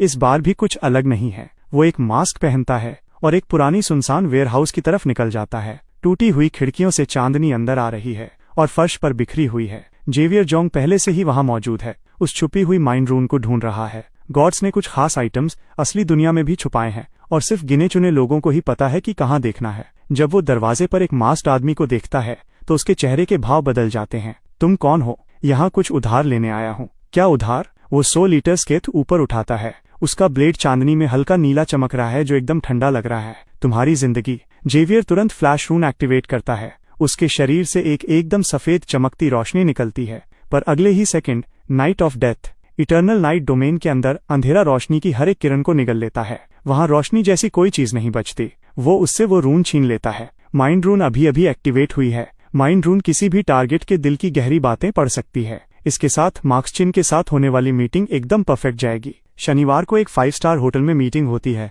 जो मार्कस चिन की छुपी हुई एसेट्स में से एक है। 1000 रीबर्थ्स ने उसे वो राज दिए हैं जो ज्यादातर लोगों को कभी पता ही नहीं चलेंगे, पर आज वो एक ऐसे भोले भाले बच्चे का रोल प्ले करता है जिसे कुछ नहीं पता। जेसू सबसे पहले पहुंचता है। वो उसे हीरो को देखते ही जम जाता है। एक कॉलेज स्टूडेंट जो मुश्किल से 20 साल का है, ये कैसे 280 बिलियन के इन्वेस्टमेंट्स के पीछे का मेन शेयर होल्डर हो सकता है? शक की हर एक लहर को माइंड रून पकड़ लेती है। मार्कस चिन थोड़ा लेट आता है, एक नए अंदाज में, सिल्वर सूट और ब्लैक कफलिंग्स। उसके वजूद से अमीरी और एक ठंडी दूरी झलक रही है। देर से आना उसका एक सोचा समझा मूव था ताकि वो अपनी पावर दिखा सके। वो हीरो उससे एक बहुत ही मासूम स्माइल के साथ हाथ मिलाता है। मार्कस किसी राजा महाराजाओं जैसी दावत का ऑर्डर देता है। हीरो अपना नाटक जारी रखता है। एक ऐसा बच्चा जो पहली बार ये दुनिया देख रहा हो, वो ऐसे खाता है जैसे उसने कई दिनों से खाना न देखा हो। मार्कस उसे देखता है और फैसला कर लेता है कि ये किसी बड़े खानदान का वारिस नहीं है। इतनी कम उम्र और इतनी कामयाबी, क्या किसी ने तुम्हारा साथ दिया है?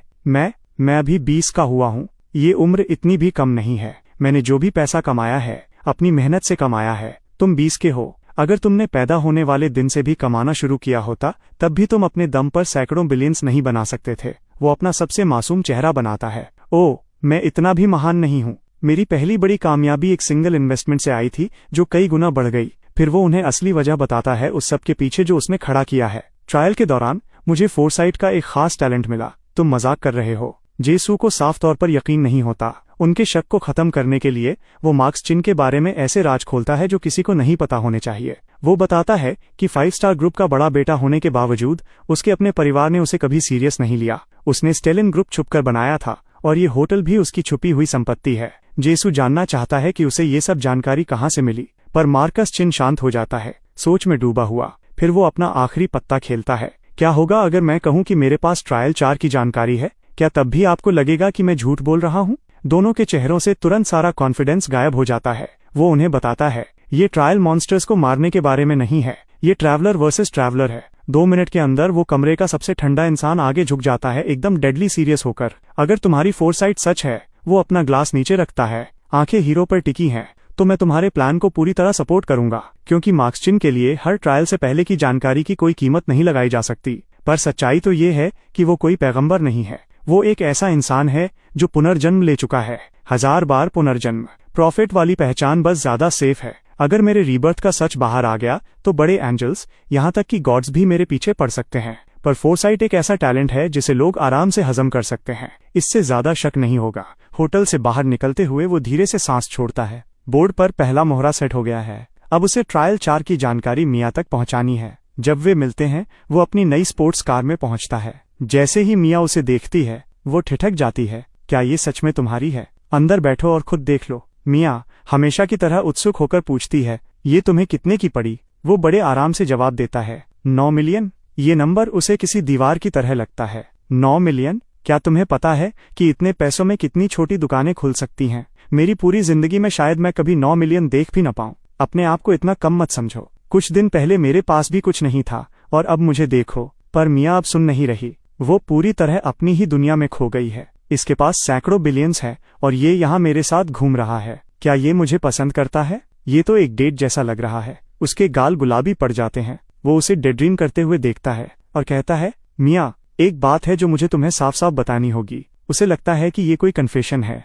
उसका दिमाग शॉर्ट सर्किट हो जाता है। कन्फेशन। वो 2 बार अपना गला साफ करता है ताकि माहौल की टेंशन कम हो सके। साफ साफ बताने का मतलब है तुम्हें कुछ जानकारी देनी है। मिया अपने हाथ हिलाती है और उसे हंसकर टाल देती है। वो कहती है कि वो मजाक कर रही है। पर अंदर ही अंदर वो शर्म के मारे 1000 बार मर चुकी है। वह सीधा मुद्दे पर आता है। मेरे पास इतना पैसा होना कोई किस्मत नहीं है। वो इसलिए है क्योंकि मेरे पास फ्यूचर रून है। फ्यूचर रून? मिया का चेहरा खिल उठता है। तुम्हारा रून तो कमाल का लग रहा है, पर तुमने मुझे इतनी पर्सनल बात क्यों बताई? वो एक हल्की स्माइल देता है। तुमने भी तो मुझे अपने रून के बारे में बताया था, है ना? ऐसा लगा कि ये बिल्कुल सही है। मिया किसी बच्चे की तरह बिना किसी पर्दे के हंसती है। जो दिल में है वो बोलकर सच में बहुत अच्छा लगता है। फिर वो पूछती है कि उसने अपने रून और अपने राज के बारे में उसे क्यों बताया। वह कहता है कि अगर वह सच न बताता तो वह उस बात पर यकीन नहीं करती जो वो अब कहने वाला है। फिर वो उसे ट्रायल 4 की जानकारी देता है। मिया हैरान रह जाती है। उसे समझ नहीं आता कि इसका क्या करे,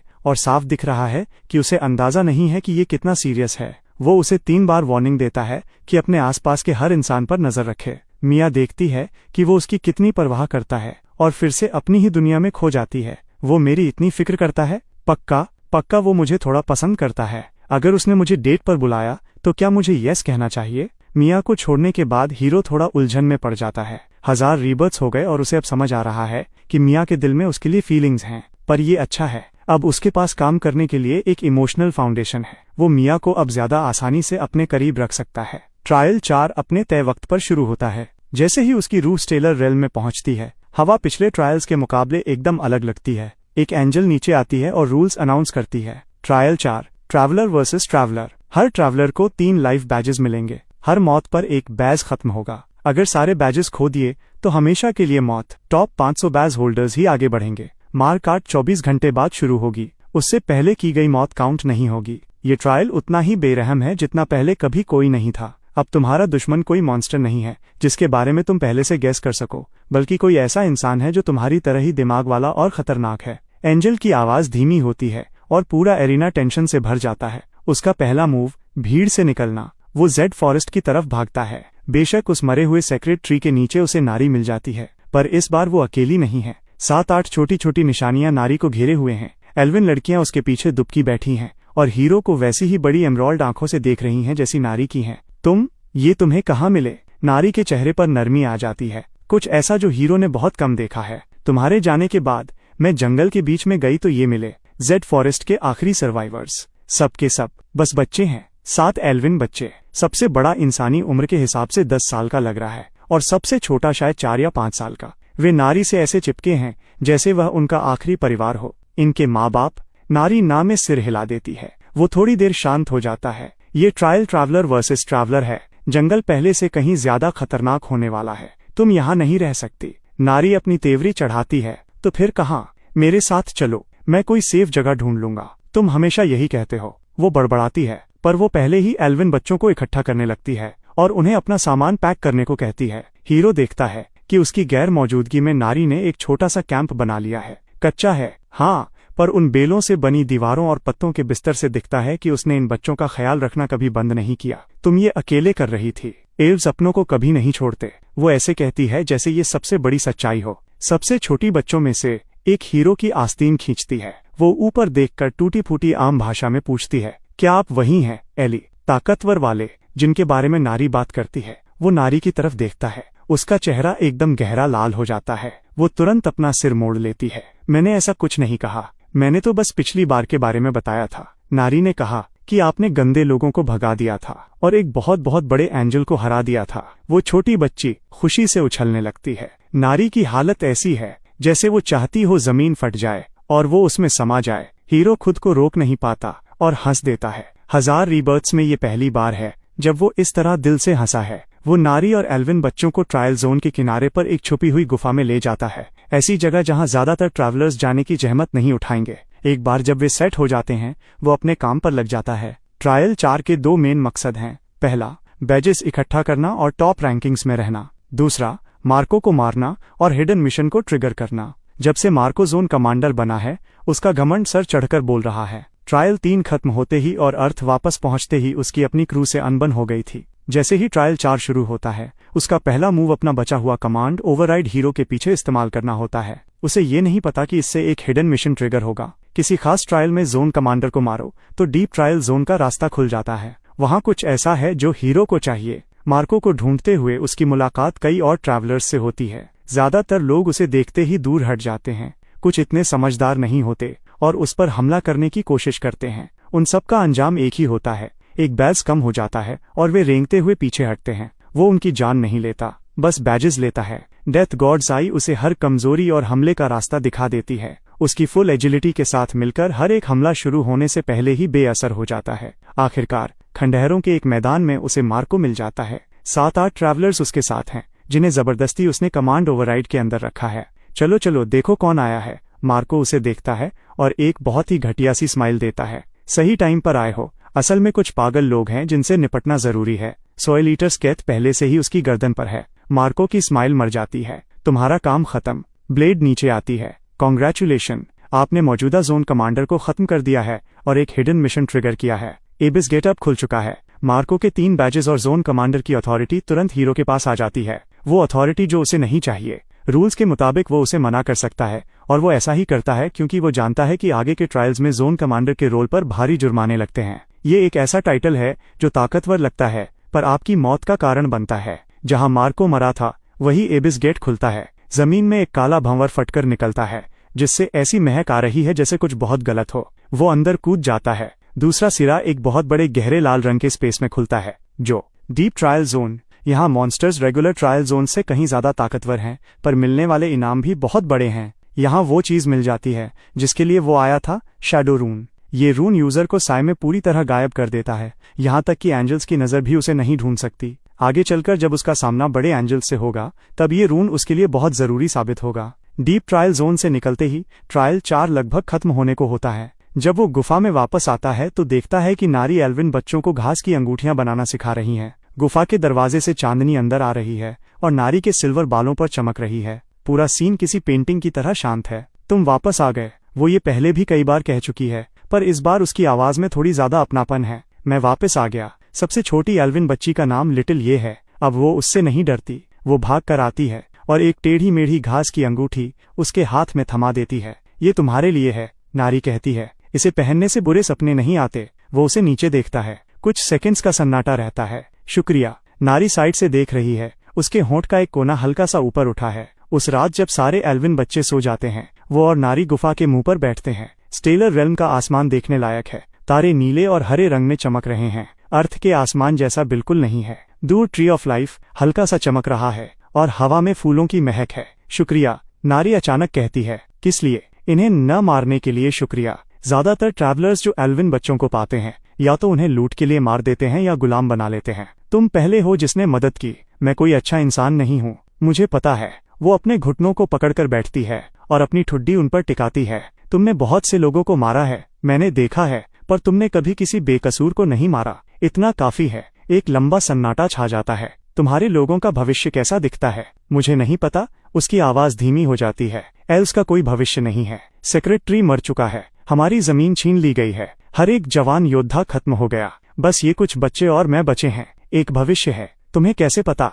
क्या तुम्हारी फोरसाइट फिर से शुरू हो गई? फोरसाइट नहीं, एक वादा है। वो उसकी आंखों में देखता है। नारी एकदम सुन्न रह जाती है। उन एमराल्ड आंखों में पूरा आसमान और हीरो का अक्स दिख रहा है। जब ये सब खत्म हो जाएगा मैं एल्व्स के लिए एक नया घर ढूंढ निकालूंगा। वो अपना मुंह खोलती है, फिर बंद कर लेती है। वो मुड़ जाती है और तुरंत अपनी आंख का कोना पहुंचती है। एल्व्स बाहरी लोगों के सामने नहीं रोते, मुझे पता है, इसलिए तुम रो नहीं रही हो। हाँ, मैं नहीं रो रही। ट्रायल 4 खत्म होता है और उसकी रूह वापस खींची जाती है। अर्थ पर वापस आकर वो हर तरफ एक साथ काम शुरू कर देता है। मार्क्स चिन्ह ये देखकर कि ट्रायल 4 की इंटेल कितनी सही निकली, अब हीरो की फोरसाइट पर पूरा भरोसा करता है। वो पहले आगे बढ़ता है और स्टैलिन ग्रुप के लिए एक पूरा नया प्लान रखता है। तुम सही कह रहे थे। फोन पर उसकी आवाज भारी सुनाई देती है। टेक का रास्ता अब बंद है। ट्रैवलर इकोनॉमी बढ़ रही है। गियर्स, दवाइयाँ, जानकारी, आने वाले वक्त की असली करेंसी यही है। और इतना ही नहीं, वो सोफा पर पीछे टिक कर बैठता है। 6 महीने के अंदर दुनिया भर की सरकारें लॉ के जरिए ट्रैवलर्स को कंट्रोल करना शुरू करेंगी,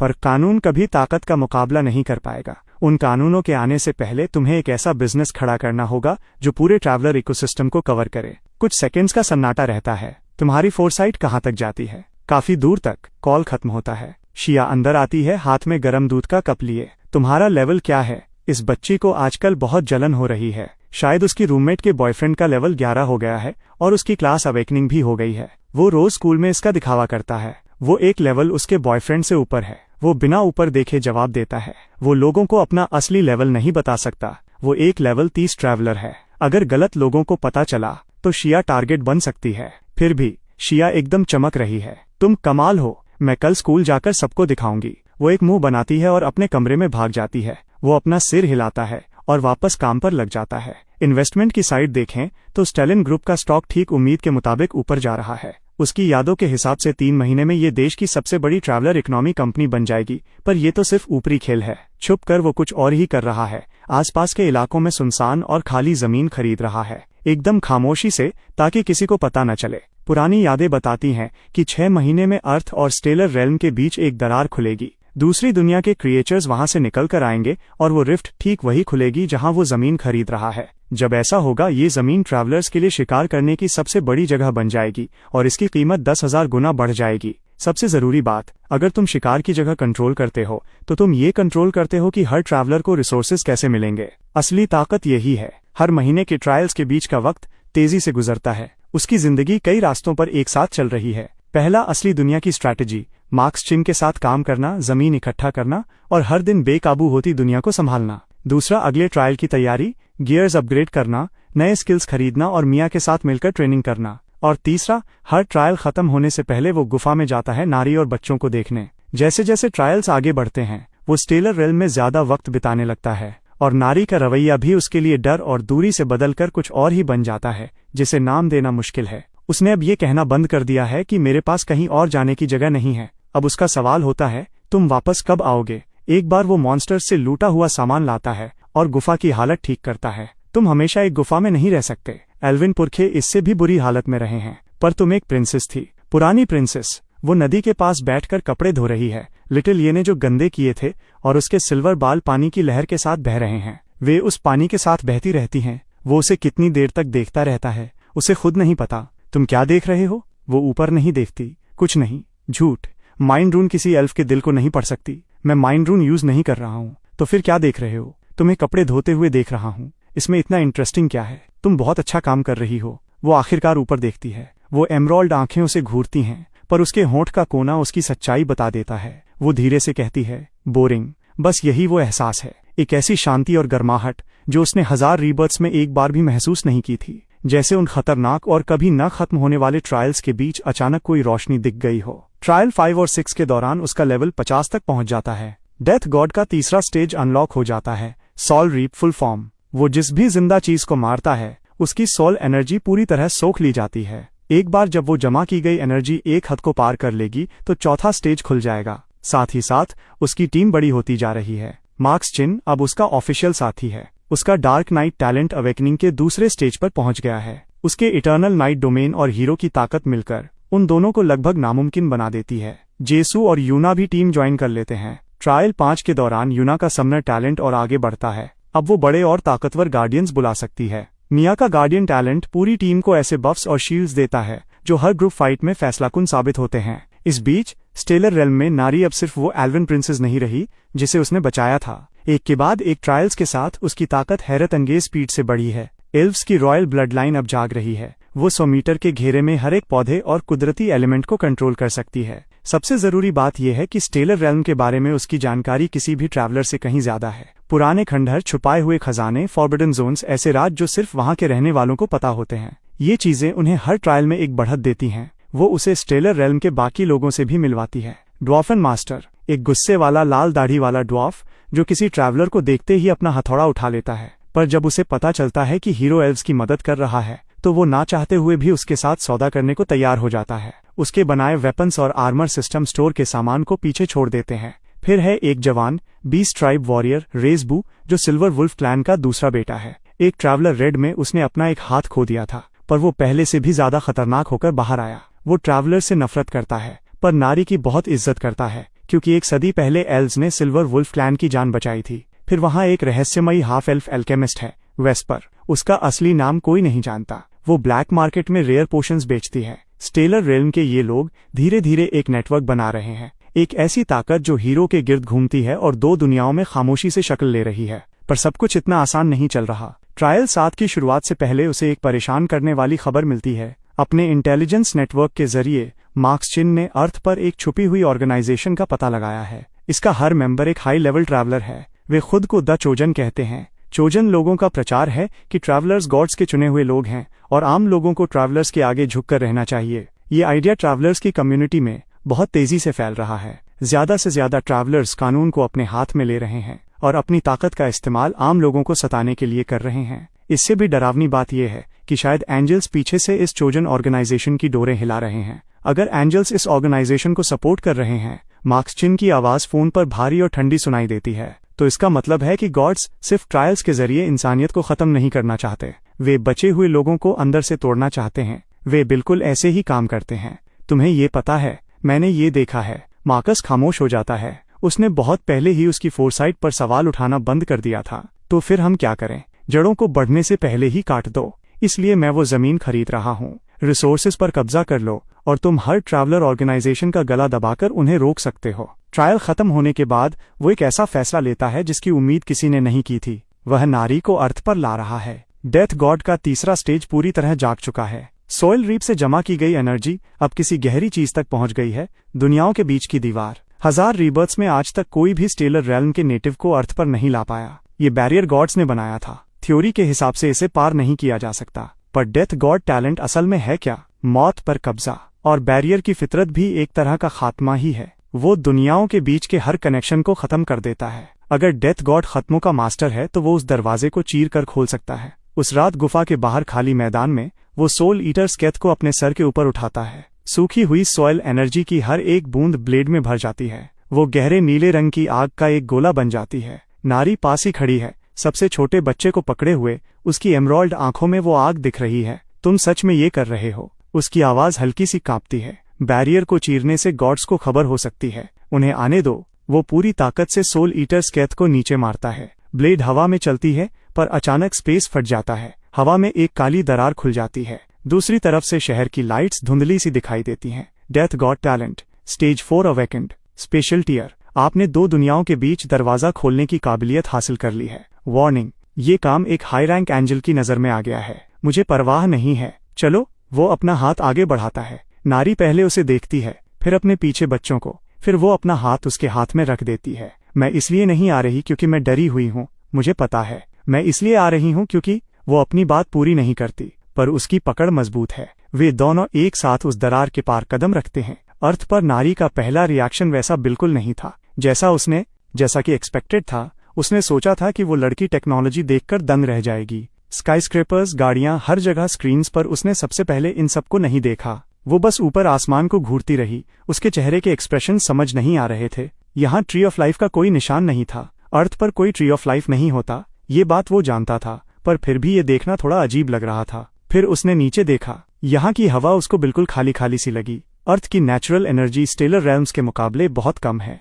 एक ऐसी एल्फ के लिए जिसकी पूरी पावर नेचर की ताकत से चलती हो, ये जगह उसको एक बंजर जमीन जैसी लग रही होगी। उसने सोचा कि वो धीरे धीरे एडजस्ट कर लेगी। जब वो उस चांदी जैसे बालों वाली और नुकीले कानों वाली लड़की के साथ अंदर आया तो हशा को देखकर उसका मुंह खुला का खुला रह गया। उसने पूछा, तुम? ये कौन है? ये वो नारी है, स्टेलर रेल्म की एक एल्फ जो अब यहीं रहेगी। एक एल्फ? शिया ने उसके 3 चक्कर काटे और फिर हाथ बढ़ाकर उसके कान की टिप को हल्का सा छुआ। नारी तुरंत पीछे हट गई और उसके कान एकदम लाल हो गए। एल्फ के कानों को मत छूना, उसने समझाया। शिया ने तुरंत माफी मांगी और बोली, सॉरी, पर ये बहुत क्यूट है। नारी ने कहा, मैं क्यूट नहीं हूँ। पर शिया ने जिद पकड़ ली, तुम बहुत ज्यादा क्यूट हो। इतनी अडोरेबल लड़की तुम्हें कहाँ से मिली? उसने बताया, ईसी, यानी दूसरी दुनिया से। सच में शिया और नारी की दोस्ती तुरंत हो गई, शायद इसलिए क्योंकि शिया ने आज तक किसी को स्ट्रेंजर समझा ही नहीं। सच तो ये है कि एल्विन उम्र के हिसाब से नारी 100 साल से ऊपर की थी, पर देखने में वो 18 साल की ह्यूमन लड़की जैसी लगती थी।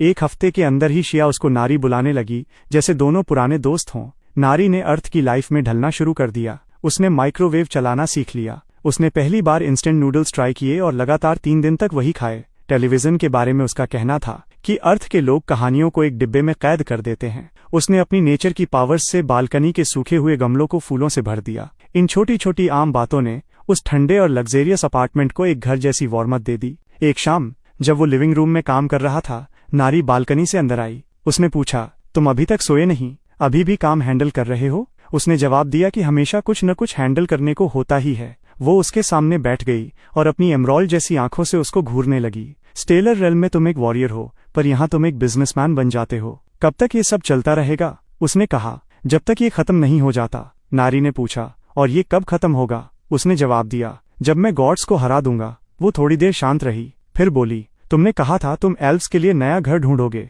उसने कहा कि उसे याद है। नारी ने अपने हाथों की तरफ देखते हुए कहा, मैं बस ये कहना चाहती हूँ कि तुम्हें सब कुछ अकेले सहने की जरूरत नहीं है। उसने ऊपर देखा। नारी का चेहरा एकदम सीरियस था। उसमें वो पुरानी जिद या ठंडक नहीं थी, बस एक सुकून देने वाली गर्माहट थी। उसने कहा, एल्व्स में एक पुरानी कहावत है, सबसे कठोर पत्थर को भी पानी की नरमी की जरूरत होती है। तुम्हें ये सब अकेले फेस करने की जरूरत नहीं है। वो काफी देर तक खामोश रहा। हजारों जन्म, हजारों अकेली लड़ाइयां। उसने इतना वक्त सब कुछ खुद के दम पर उठाने में बिता दिया था। हर बोझ, हर नुकसान अकेला सहा था। पर अब उन हरी आंखों में देखकर उसने सोचा, शायद इस बार मुझे अकेला रहने की जरूरत नहीं है। उसने बस एक वर्ड बोला, पर नारी इतने प्यारे तरीके से मुस्कुराई, एकदम रियल, जो स्टेलर रेल्म के किसी भी आसमान से ज्यादा सुंदर थी। पर यह सुकून ज्यादा दिन नहीं चला। ट्रायल 9 से पहले हर तरफ से वार्निंग्स आने लगीं। हायर रैंक के एंजल्स इन्वॉल्व हो रहे थे। इससे पहले के ट्रायल्स में सिर्फ नीचे के रैंक वाले एंजल्स आते थे, पर ट्रायल 9 से आर्बिटर एंजल आने वाला था, जो हायरार्की में सिर्फ थ्रोन एंजल से पीछे होता है। एक आर्बिटर की पावर डिवाइन एनफोर्सर से बिल्कुल अलग लेवल पर होती है। पुरानी जिंदगी की यादों के हिसाब से जब पहली बार आर्बिटर एंजल आया था, उसने 10,000 से ज्यादा ट्रैवलर्स को मार डाला था। लेवल 70 से ऊपर की टॉप टीयर टीम भी मुश्किल से उसके सामने टिक पाई थी। ऊपर से उसके स्पेशल गेट का पता एंजल्स को चल गया था और वो उस पर नजर रख रहे थे। नारी ने कहा, बाहर जाते वक्त ध्यान रखना। उसने कहा, मैं अपना ख्याल रख सकता हूँ। नारी ने तुरंत बोला, मैं तुम्हारी काबिलियत पर सवाल नहीं कर रही, पर उसने बात काटते हुए कहा, मुझे पता है तुम मेरे लिए परेशान हो। उसने इनकार नहीं किया, पर पूछा, और तुम्हारा क्या? तुम्हारी फिक्र कौन करता है? उसने कहा, किसी को करने की जरूरत नहीं है। तो नारी ने उसे झूठा कहा। ट्रायल 9 अपने टाइम पर शुरू हुआ। जैसा ही वो स्टेलर रेल में घुसा, प्रेशर एकदम अलग था। हवा में एक गोल्डन फोर्स का बोझ था, जो आर्बिटर एंजल के जजमेंट डोमेन की निशानी थी। ये ट्रायल पहले जैसा नहीं था। ट्रैवलर्स को एक बड़े से मेज में 24 घंटे सर्वाइव करना था, जहां मॉन्स्टर्स और दूसरे ट्रैवलर्स से लड़ना था। आर्बिटर एंजल उस मेज में कहीं भी अचानक प्रकट होकर उन लोगों को सजा देती थी जिन्हें वो गुनहगार मानती थी। और उसने तो एक एंजल को मारा था और दुनिया के बीच की दीवार तोड़ी थी, इसलिए वो उसका प्राइमरी टारगेट था। मेज की गहराइयों में उसने नारी और बाकी बच्चों के लिए एक सेफ जगह ढूंढी। वहां ग्रिम टूथ भी था, जो अपने पिछले ट्रायल से निकाला गया था और अब अपने चेलों के साथ भटक रहा था। बुढ़े ड्वार्फ ने अपना हथौड़ा घुमाते हुए कहा, बेटा, तुमने इस बार बड़ी मुसीबत मोल ले ली है। आर्बिटर एंजल उन कचरे जैसो एंजल्स जैसी नहीं है। उसने कहा, मुझे पता है। ड्वार्फ ने पूछा, तो फिर तुम सीधा आग में क्यों कूद रहे हो? उसने जवाब दिया, क्योंकि अगर मैं अभी नहीं गया तो आगे जो आएगा वो आर्बिटर से भी ज्यादा खतरनाक होगा। हजारों जन्मों का पैटर्न साफ था। अगर इस स्टेज पर आर्बिटर को खत्म नहीं किया गया तो बाद में आने वाली चीजें और भयानक होंगी। इससे बेहतर था कि अभी मौका रहते लड़ लिया जाए। उसने पूरे मेज में अपना जाल बिछाना शुरू किया।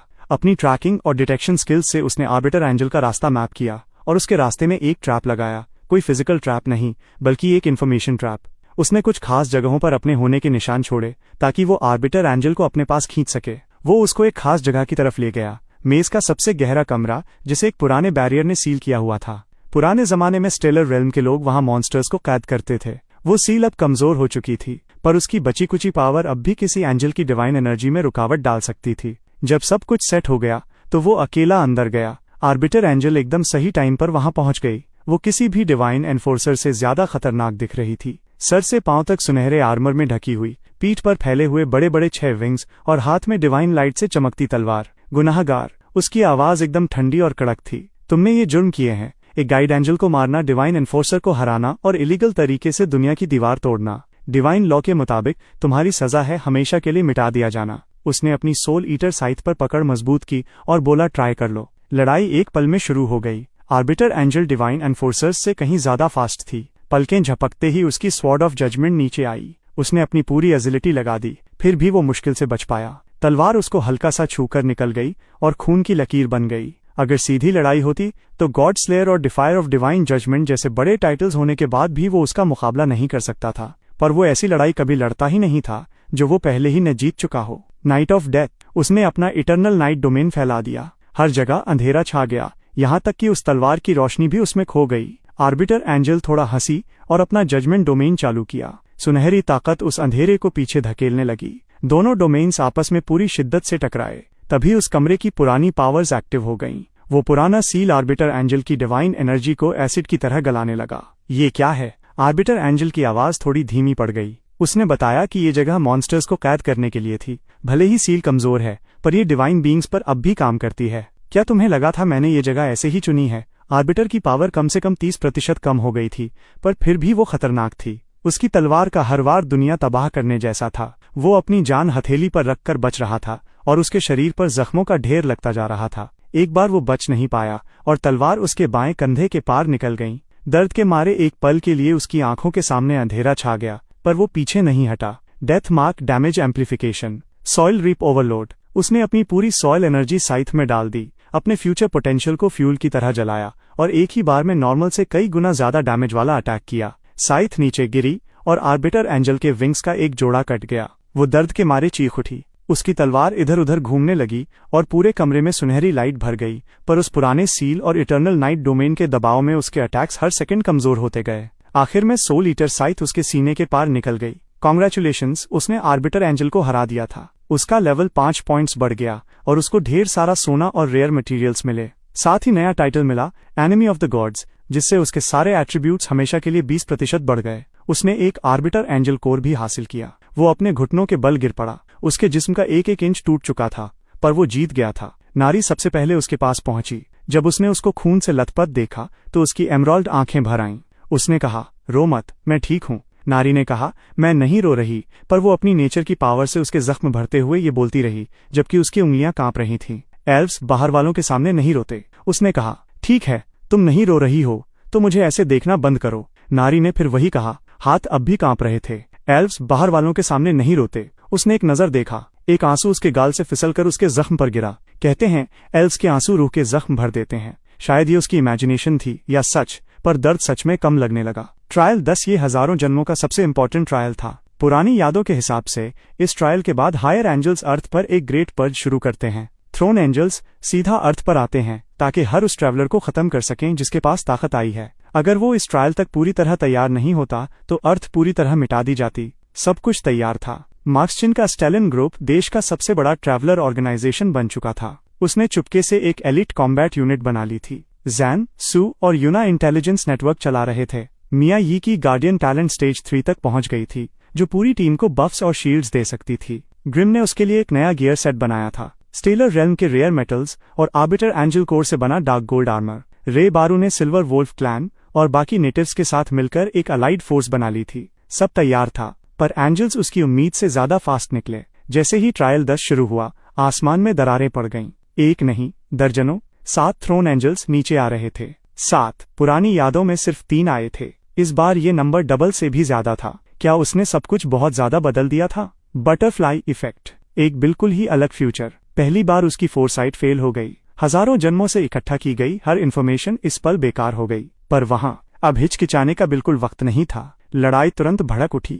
मार्क्सचिन अपनी एलीट यूनिट के साथ 2 थ्रोन एंजल से भिड़ गया। जैनसू और यूना ने मिलकर ट्रैवलर अलायंस को लीड किया। पूरे बैटलफील्ड पर मिया के शील्ड्स फैल गए थे और वो अकेला 3 थ्रोन एंजल्स का सामना कर रहा था। उसने अपना इटर्नल नाइट डोमेन पूरी ताकत से खोल दिया। सोल ईटर साइथ उस अंधेरे में बार बार घूम रही थी और उसके हर वार में सोल रीप की ताकत थी। पर थ्रोन एंजल्स आर्बिटर एंजल्स से बिल्कुल अलग लेवल पर होते हैं। 3 के खिलाफ एक 50 लेवल से ऊपर होने के बाद भी वो उन्हें पूरी तरह रोक नहीं पा रहा था। उसके शरीर पर जख्मों का ढेर लगता गया। 3 थ्रोन एंजल्स के डोमेन्स के दबाव में उसका इटर्नल नाइट डोमेन टूटने लगा। तभी बैटलफील्ड के कोने से एक एमराल्ड लाइट चमकी। जमीन से अनगिनत बेलें निकलीं और उन्होंने एक थ्रोन एंजल के विंग्स को जकड़ लिया। नारी, तुम ये क्या कर रही हो? यहाँ से जाओ। पर वो नहीं हिली। रॉयल एल्विन ब्लड लाइन जाग उठी थी। उसके चांदी जैसे बाल नेचर की फोर्स से एमराल्ड ग्रीन हो गए। उसका पूरा शरीर रोशनी से चमकने लगा। वो अपनी लाइफ फोर्स जला रही थी। एल्व्स की शान उसे अपने साथियों के सामने पीछे हटने नहीं देगी।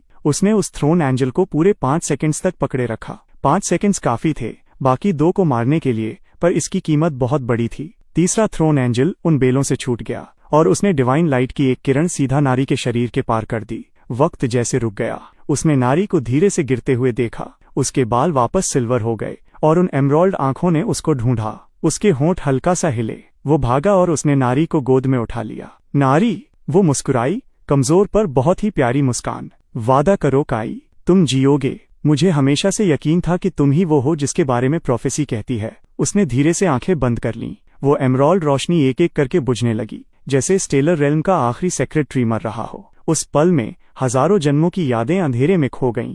बस एक चीज बची थी, गुस्सा, एकदम प्योर और ना रुकने वाला गुस्सा जो उसकी रूह की गहराइयों से निकल रहा था। उसके हाथ में 100 लीटर साइथ बुरी तरह कांपने लगी। ब्लेड पर बने हर एक निशान एक साथ जल उठे। उसके किनारों से गहरी नीली आग निकलने लगी। सोल रीप से स्टोर की गई हर एक कतरा एनर्जी एक झटके में बाहर निकल आई। Death god talent ultimate awakening gate of the underworld. उसके अंदर से अंधेरा बाहर आने लगा। ये इटर्नल नाइट डोमेन जैसा फैला हुआ अंधेरा नहीं था, बल्कि कुछ ज्यादा ही गहरा और भयानक था। ऐसा लगा जैसे खुद मौत उस जगह कदम रख चुकी हो। गेट ऑफ द अंडरवर्ल्ड खुल गया, मुर्दों की दुनिया का रास्ता। उस गेट की रेंज में जो भी जान थी उन्हें डेथ जजमेंट का सामना करना था। जो भी डेथ गॉड से कमजोर था उसकी जान सीधा निकाल ली जाती थी। जिस थ्रोन एंजल ने नारी को मारा था वो गेट खुलने पर थर थर कांपने लगी। उसने भागने की कोशिश की पर गेट ने उसको वहीं जकड़ लिया। तुम्हें लगता है तुम भाग सकती हो? बहुत देर हो चुकी है। 100 लीटर साइथ घूमी और वो थ्रोन एंजल राख बन गई।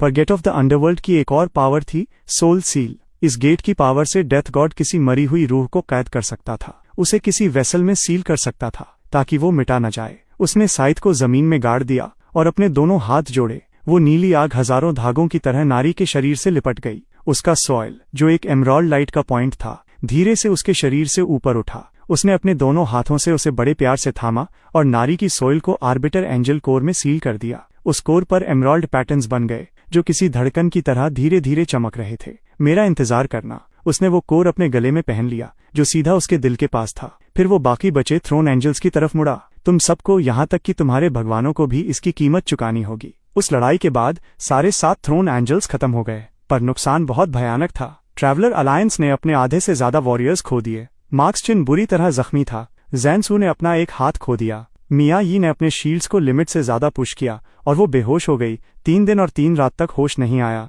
पर सबसे बड़ा बोझ उसके सीने पर लटक रहा था, वो कोर जो एक सोते हुए सितारे की तरह हल्का हरा चमक रहा था। अर्थ पर वापस आने पर शिया उसकी तरफ भागी। क्या तुम ठीक हो? पर उसने बात पूरी करने से पहले ही देखा कि उसका चेहरा बदल चुका है। वो पहले जैसा ठंडा या शांत नहीं था, बल्कि उसमें एक खालीपन था जो शिया ने पहले कभी नहीं देखा था। नारी कहाँ है? एक लंबी खामोशी के बाद उसने कहा, वो अभी सो रही है। शिया ने उसके सीने पर चमकता वो कोर देखा और वो सब समझ गई। उसने फिर कुछ नहीं पूछा, बस उसको जोर से गले लगा लिया। आने वाले दिन बहुत लंबे थे। उसने अपनी पूरी जान 2 चीजों में लगा दी। पहला, अपनी फोर्स को बड़ा बनाना ताकि भगवानों के खिलाफ आखिरी जंग लड़ी जा सके। दूसरा, नारी को वापस लाने का रास्ता ढूंढना। सॉइल सील बस एक टेम्परेरी इंतजाम था। उसका सोल कोर के अंदर सेफ था, मिटने से तो बच गया था, पर वो जाग नहीं सकती थी। उसे सच में जिंदा करने के लिए ऐसी चीज चाहिए थी जो नया शरीर बना सके और उसे सॉइल के साथ परफेक्टली जोड़ सके। स्टेलर रेल्म के पुराने रिकॉर्ड्स में एक कहानी थी, seed of the tree of life. Aves का सेक्रेटरी सदियों पहले मर गया था,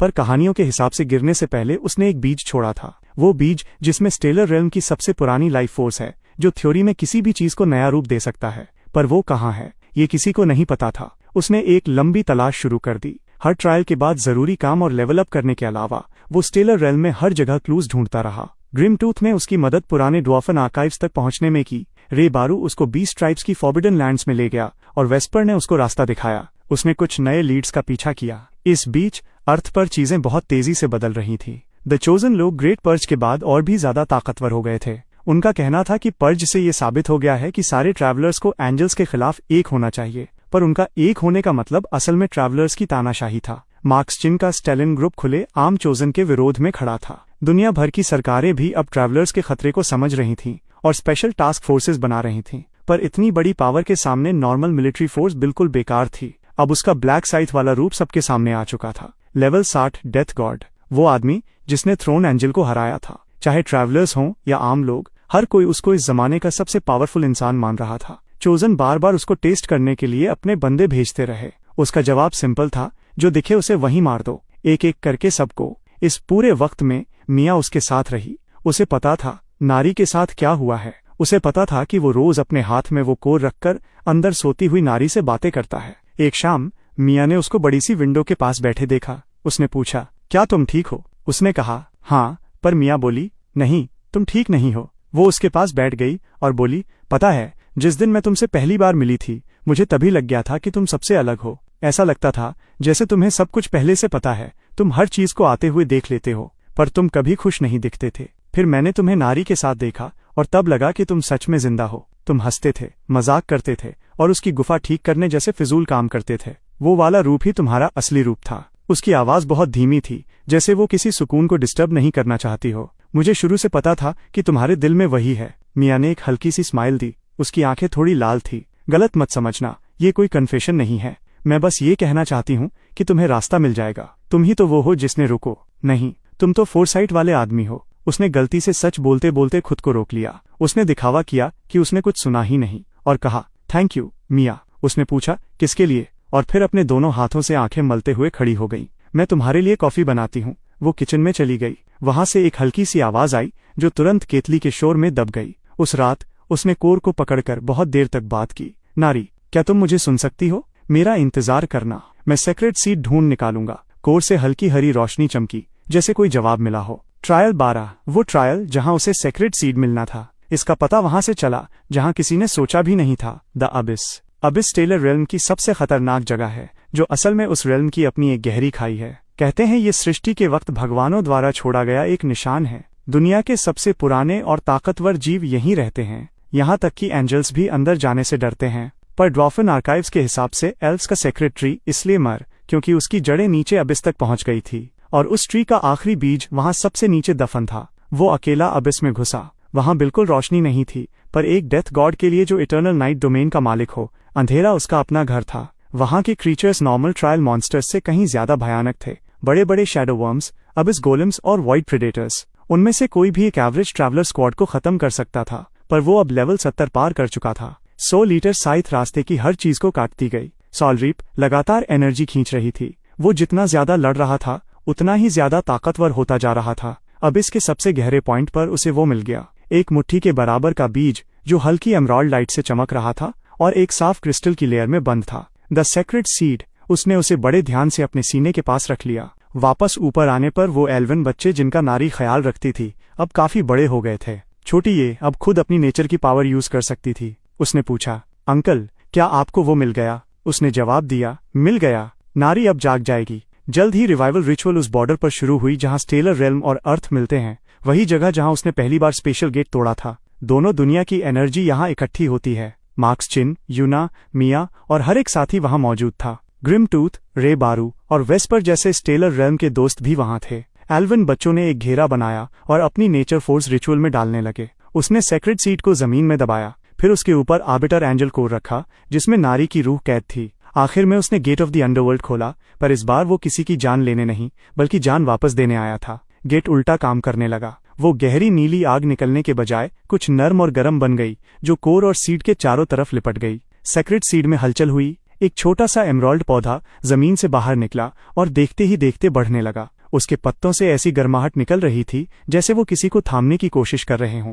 कोर की एमराल्ड लाइट और भी तेज होती गई और फिर वो चटक गया। उस दरार से रोशनी की एक शेप बाहर निकली और धीरे धीरे शरीर का रूप लेने लगी। वो बन गई एक बॉडी, चांदी जैसे बाल, नुकीले कान और इतनी गोरी स्किन की लगभग पारदर्शी लगे। नारी। उसकी पलकें थोड़ी सी हिली और फिर वो एमराल्ड आंखें खुल गईं। उसने अपने आसपास देखा, खुद को देखा, फिर उसकी तरफ देखा। मैं कितनी देर तक सोई रही? उसने कहा। बहुत ज्यादा देर तक। तुम पहले से थोड़ी बड़ी लग रही हो। नारी ने हंसकर कहा। नहीं तो। वो वही हंसी थी जिसे वो बहुत अच्छे से जानता था, एक साथ जिद्दी और नर्म। एल्स बाहर वालों के सामने नहीं रोते, नारी ने बोला, और फिर उसके आंसू गिरने लगे।